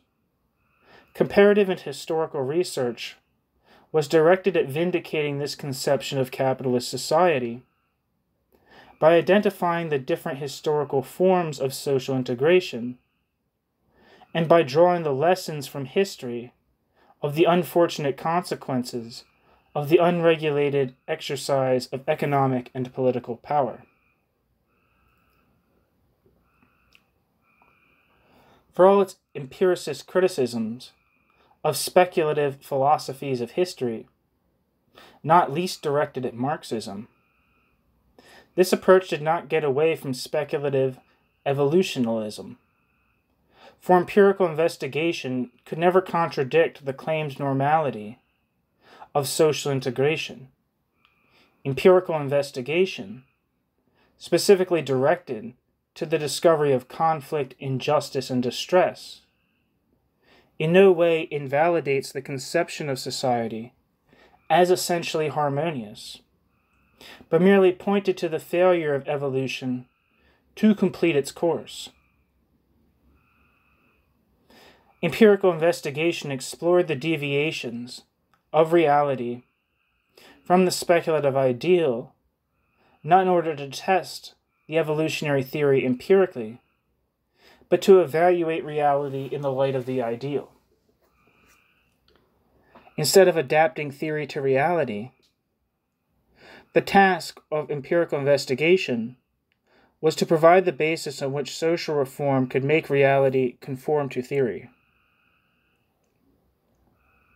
The fourth respect in which late 19th century social thought built on the earlier traditions was in attempting to incorporate a concern with the political and moral regulation of social relations into a liberal framework.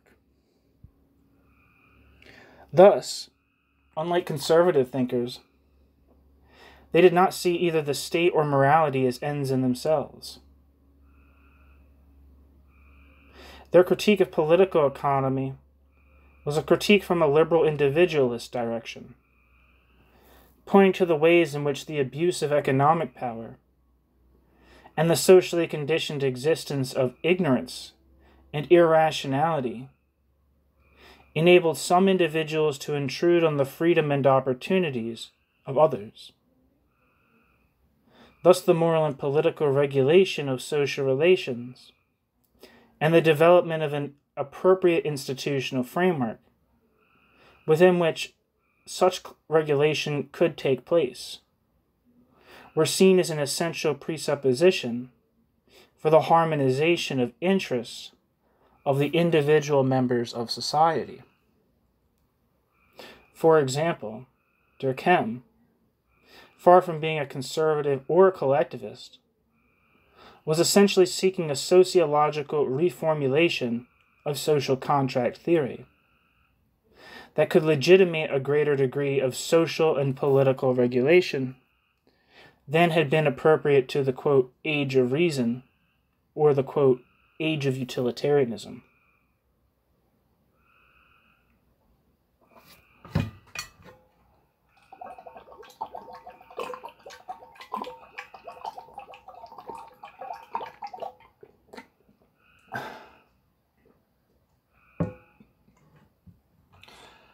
The fundamental theoretical problem which such an attempt confronted was the familiar problem of establishing the relationship between the individual interest and the general interest, and of identifying the point at which the unrestrained pursuit of self-interest became subversive of the general interest and so subject to regulation.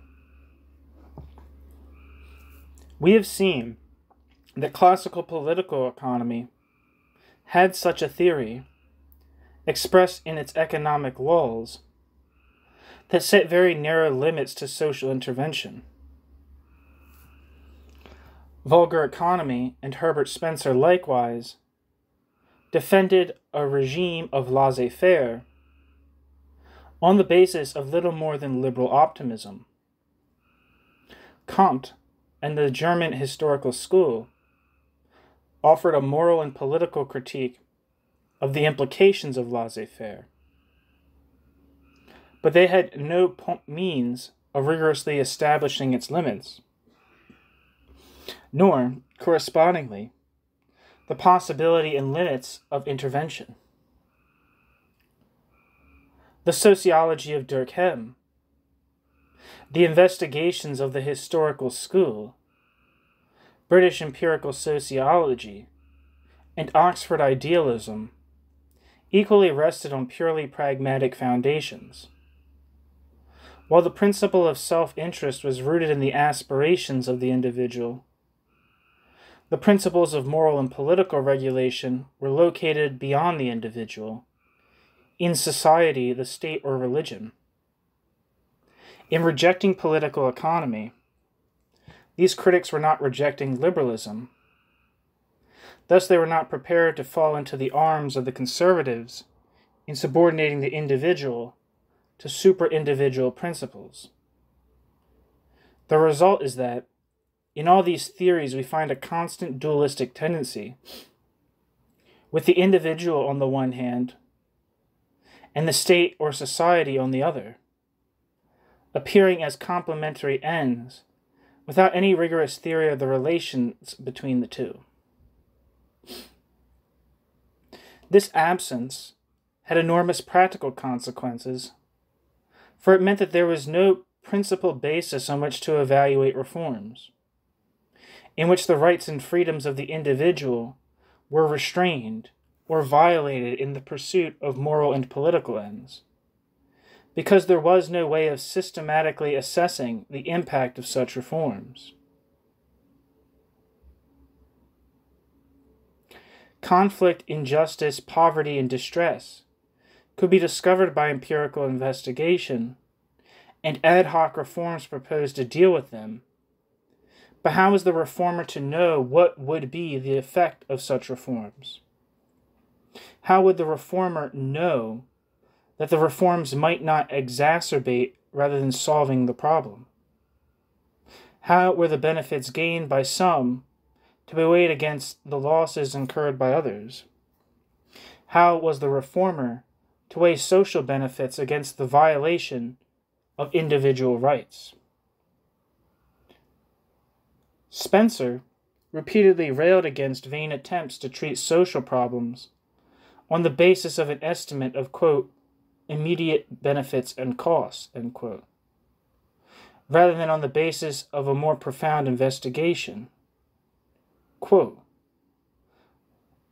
the politician will spend his energies in rectifying some evils and making more, in forming, reforming, and again reforming, in passing acts to amend acts that were before amended, while social schemers will continue to think that they have only to cut up society and rearrange society after their ideal pattern, and society's parts will join together again and work as intended, end quote. Spencer, 1896. Spencer believed that sociology was a, quote, moral science, whose task was to, quote, deduce from the laws of life and the conditions of existence what kinds of actions necessarily tend to produce happiness and what kinds to produce unhappiness. Having done this, its deductions are to be recognized as laws of conduct and are to be conformed to, irrespective of a direct estimation of happiness or misery, end quote. Herbert Spencer, 1904. Spencer's liberal optimism was acceptable to some, but the growing pressure for reform in the last decades of the 19th century made it increasingly apparent that some more rigorous sociological theory was needed that could establish the possibilities and limits of reform and provide a means of evaluating alternative proposals. Foremost among the problems, once again, was the problem of labor. With the collapse of classical political economy, the right of the working class to organize in trade unions in order to pursue its economic aspirations was widely recognized. Historicism and sociology were brought into play to underscore the importance of trade unionism in rectifying the imbalance of power in the market between labor and capital, and in establishing a framework within which harmonious class relations could be established. Thus, in the match girl strike of 1888 and the London dock strike of 1889, middle-class reformers vied with socialists to endorse the workers' claims and to subscribe to their support funds. But how far should such claims go?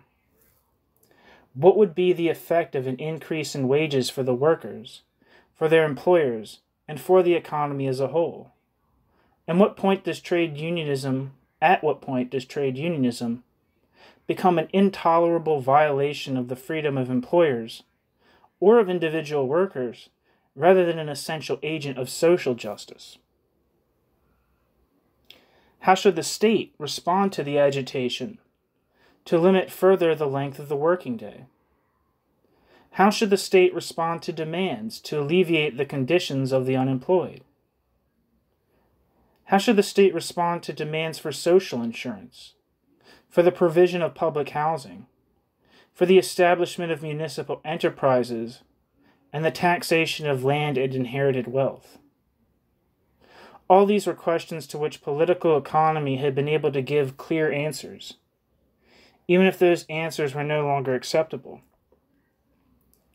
A reformulation of political economy was imperative, as demands for social reform and for workers' rights proliferated and escalated.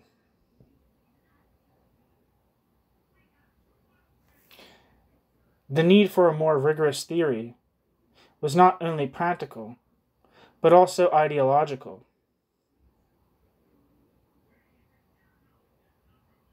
With the development of monopoly capital and of imperialism, the state was increasingly compelled to intervene domestically and internally on behalf of capital, threatening intensified class struggle at home and colonial and inter-imperialist wars abroad. On the other hand, the rise of socialism carried with it the alternative threat that the state would become the agency through which the organized working class would nationalize capital and land. The socialist threat on the one hand, and the resistance of monopoly capital on the other, showed up the inadequacy of a pragmatic approach to social reform and produced an urgent need for a theory that could both recognize the necessity of reform and also set limits to such reform.